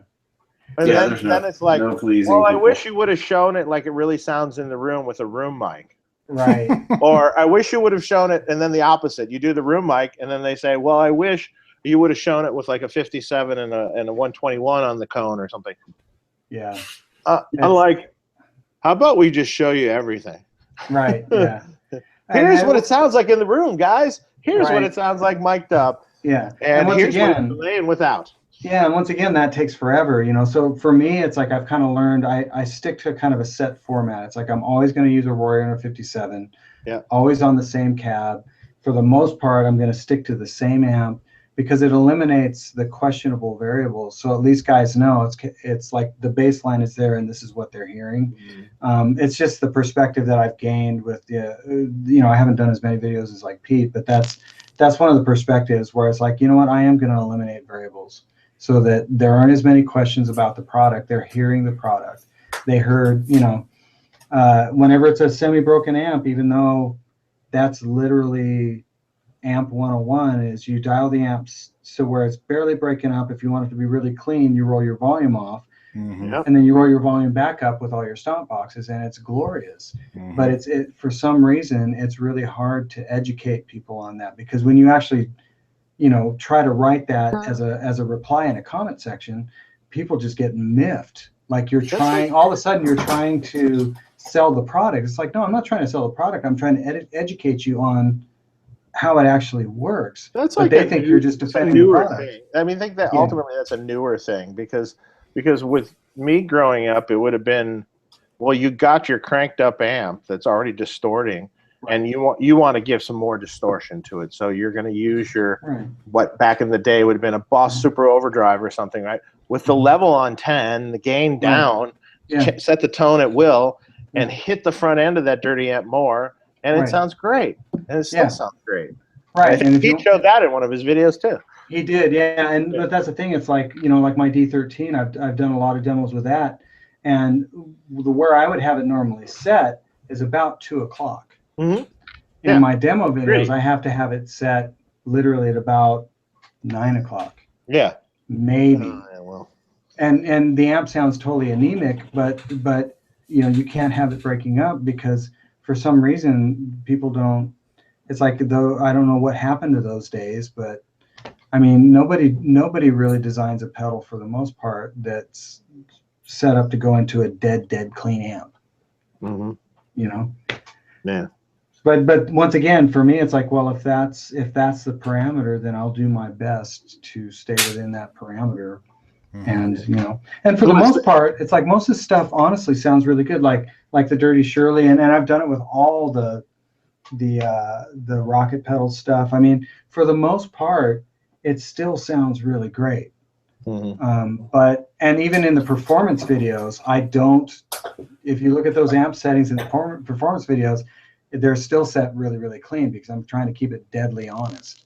But you know, these pedals still sound really good, but they could sound ridiculous if the amp was just on that verge of breaking up. You hear that, people? Turn the damn amp up. Just a little bit. And honestly, it doesn't have to be distorting. It just needs to be breaking up a little bit. It doesn't have to be overdriven, but just right on that edge of breakup. And then if you really want it to be clean, just cack your volume back just a little bit. It'll be dead clean for you for your clean tone. But yeah, it's just that's how I grew up as a player. And for some reason, that mentality, I guess it's the bedroom mentality, it's the hobbyist mentality, which is okay. But even in that respect, you can roll the master off and turn the preamp up a little bit, at least have a little bit of preamp breakup, and then clobber it with a pedal. It's like, you know, and we can go into a whole, you know, power amp breakup versus preamp breakup conversation. Oh yeah. You know, that's a whole, that's a big deal, man. Yeah. Well, you know, Dave, would you characterize the BEOD as a pedal that really should go into a clean amp? BEOD was designed to mostly go into a clean amp, yes. In fact, almost entirely. That one was really designed to just into a clean amp take the place of your overdrive channel, so to speak. Dirty Shirley can go either way, really. It can actually work into a slightly broken amp already. You know, I'm sure Shawn might have tried that already. Oh, yeah. And or a clean amp, it can work as a standalone, shall we call it. The boost pedal, I mean, highly recommended to a dirty amp. You know. Oh yeah, that's the best. Color and boost, whatever you got going. I guess my answer to the whole thing is like, look, if you think this pedal sounds great into this dead clean amp, just wait till you turn this amp up. If you like it now, you're gonna love it if you crank it. And for the most part, most of the pedals that I do run dead clean, they're not. I don't think they sound at their optimum. They won't, but they sound good. And that's the thing. It's like, man, I'd rather have it sound great and then have the guy that does crank his amp up be shocked than have to weed through all the complaints of, well, the amp sold the pedal. You know what I mean? It was the amp. The amp had so much breakup. The product's not doing anything. I'd rather go the other way and know that, man, this sounds pretty damn good. And boy, if you do actually use it the way you're supposed to, it's going to sound glorious because that's how it was actually designed. You know? Right. Yeah. Hey, we got a new question here from David John. I'm so blind. David John Peckinpah. Can Chris talk about his collaboration with Paul Trombetta? Any thoughts about helping Paul with ramping up production on more of his pedals? Yeah. You know, years ago, I actually, a friend of mine named Mark Cuthbertson in Dallas turned me on to Paul's pedal. I'm like, man, that was the most fun I'd ever had playing a fuzz. I was never a fuzz pedal guy. And I don't know, over a period of a year, I got to know Paul. And I just knew that I didn't have the ear for fuzz. And so I asked him, hey, you want to do a collaboration? Had him design that Hooligan and the WTF. It's basically the same pedal, just a few simplified features. And we have been talking, I don't know, off and on. Haven't lately, but he knows fuzzes, you know, and it's kind of like I don't want to pretend like I'm the guy that knows fuzzes, and I'd love to see him get his stuff, you know, out there in a big way, because you know, he has a really good ear, but he also does, you know, back to the boutique discussion. I mean, he's sitting there hand selecting components for every particular pedal, and to go into production with something like that is next to impossible. But yeah, Paul's a great guy, and I've always wanted to do something in addition to the WTF or that Hooligan with him. So short answer, longer. Yeah. Cool. And now I'll have to call him tomorrow. Cool. Well, I think we've gone through a lot of the questions. We're bucking up here almost on 2 hours and 40 minutes. I don't know, Dave, if you saw any other questions that I missed. I was just kind of looking through it right now. But I guess while we're doing that, Chris, why don't you just give us where people can find your pedals and sure, you know, details on your business. Yeah. I mean, the usual, rockettpedals.com. You know, we always have new stuff coming out, and I encourage people to sign up for the newsletter, because you know, that's the best way to get the news out. But yeah, you'll find a list of dealers, and you can buy direct from us. I mean, you can buy direct for mostly for the places that don't have dealers in their area, kind of a thing. But that's the best way to get them. And I am gonna plug Shawn Tubbs. Look out for something that we're doing with Shawn here in the reasonably near future as well. Can you describe what kind of pedal it is? It should be called a pain in the ass, but it's going to be an overdrive pedal at some point. But I think we've narrowed it down to what he wants, and it's going to be in that Tour Series line. But I think it's going to be a double pedal, couple of foot switches on there, and it'll be an overdrive, but kind of in a Shawn Tubbs special way. That's cool. Yeah, you can call it the PETA. Yeah, the PD. Just put, but PETA stands for pain in the ass. Yeah. Oh yeah, there you go. So, but no, that's very cool. That's very cool. Yeah. Well, any anticipated launch date on that, or when that's coming? I'm hoping that we can at least have a prototype for the NAMM show this year. I don't think we'll be able to get it into production just because of the schedule of all the other products we're trying to get out there. But it has taken us quite a while, when you say, Shawn, to really narrow it down to what does it for you. You know, we definitely, I think we're 99% there in terms of concept, and then we just have to make it come to reality. But yeah. It's a long process, because you have to be, you know, the whole pedal thing, when you're going to do a pedal that's, you know, like a signature pedal. It's like, well, you have to be really honest with yourself, as well as the person that's going to be building this, and manufacturer, about what you actually want. And yeah, you know, it's a process, you know. Yeah, maybe we need to have a big competition for who can come up with the best name for this thing. I have no idea. I still vote for the dickhead. Yeah, I was gonna say dickhead isn't gonna work. I was trying to figure out, like, DH. How can we call it the DH1? That's funny. And Shawn, tell us where people can find you and see you. Yeah, well, man, the easiest thing to do is just search my name. I mean, my Instagram is Shawn Tubbs Music, and then with YouTube, just search my name, Shawn Tubbs, and you'll find my channel. And that's pretty much the two. It's like I have a website, but I haven't really got that all set up yet. My main focus is on the YouTube channel and Instagram.